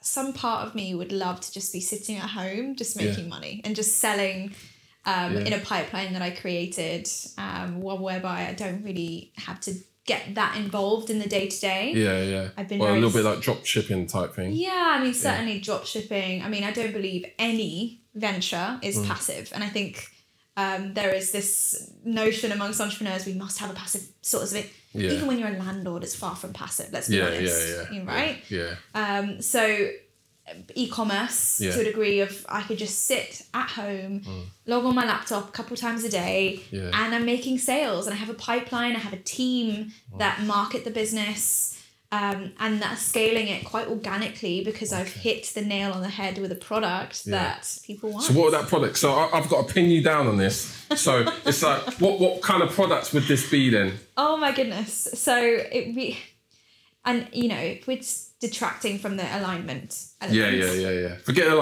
alignment. With e-commerce, product, scale, kind of drop shipping. So I used to watch somebody who made a lot of money off waist trainers. Okay. And she's not a PT. She couldn't care less. Waist trainers for women. Oh, making your stuff. I need one. And she made it big back in 2017 on waist trainers, and now she's a billionaire. And she's not aligned to waist trainers. It's really, and it's difficult because algorithmically, I used to watch so many videos on how to tell what's going to be the next Amazon bestseller, what's going to be the next big thing on Alibaba that we can all then sell and dropship left, right, and center. So it's very difficult for me to nail down a product. To be honest, as long as it's not unethical, I don't really care. Okay. As long as it makes me money and I have to log on a couple times a day. But that's if we take away the alignment. That's if we take that away. But then again, with e-commerce, I think it's different. When I'm providing a service in a service-based business, I have to be in alignment if I'm the one who's delivering, or if I'm in an agency model where I'm delegating the delivery to somebody else.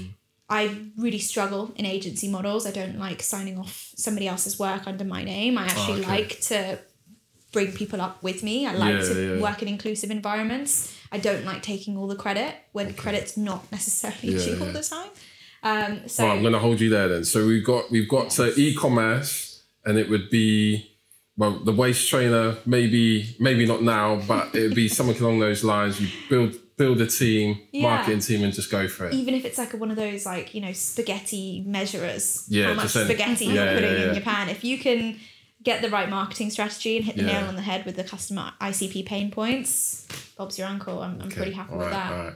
I like it. And yourself, final one. So do you know how you were talking about formulas? Like, you don't need to reinvent the wheel. Yeah. Like, you just need to like copy it and do it better. So I feel like any boring businesses, for example, like we went shopping once and I just saw a chicken breast in a packet. And that's not on the shelf at Tesco's. They must be making a lot of money just chicken breast in a packet on its own. So like, I think you can make a lot of money from like a cleaning business or like a car wash. Like, but you have to give one. You have to be, This is like, if you were starting tomorrow. I think I was really unfair to start at the first. I came up with something super random. I feel like you girls need to get a little more creative. You're probably right. And that's why I'm not letting you off the hook. That's why I'm kind of like. So like, I'm starting with like no money. Yeah, no money. I think I'd scale a cleaning business. Yeah? Yeah, like create an Instagram for free. Yep. Get Canva for free. And create a really strong brand. And I think people, they care about values. As long as you're making them feel a certain way and you're providing value that I guess nobody else is providing, even if it's like something small. Yeah. I feel like that would be easy to scale and it doesn't cost a lot. It's like some gloves and... I like it. I need to get some branding tips from these girls. Honestly, none of the businesses, so SheConnect required zero initial investment. Yeah. The Administ, my past business required zero initial investment. Yeah. If you have access to a laptop and an internet connection, you can make so many different businesses as long as you have the mindset for it. I think you need to make sure that you're adding value and you're being consistent. Like, when you have those two things, like, you're unstoppable. Yeah. And that's a great way to finish. It is. Thank you very much. Yeah. We will put all of the details in the description as well to get in touch with you girls and what you're doing, the projects that you're doing. And thank you everyone for watching, and subscribe, like, share. And yeah, it's been an amazing episode. Thank you very much. Thank you.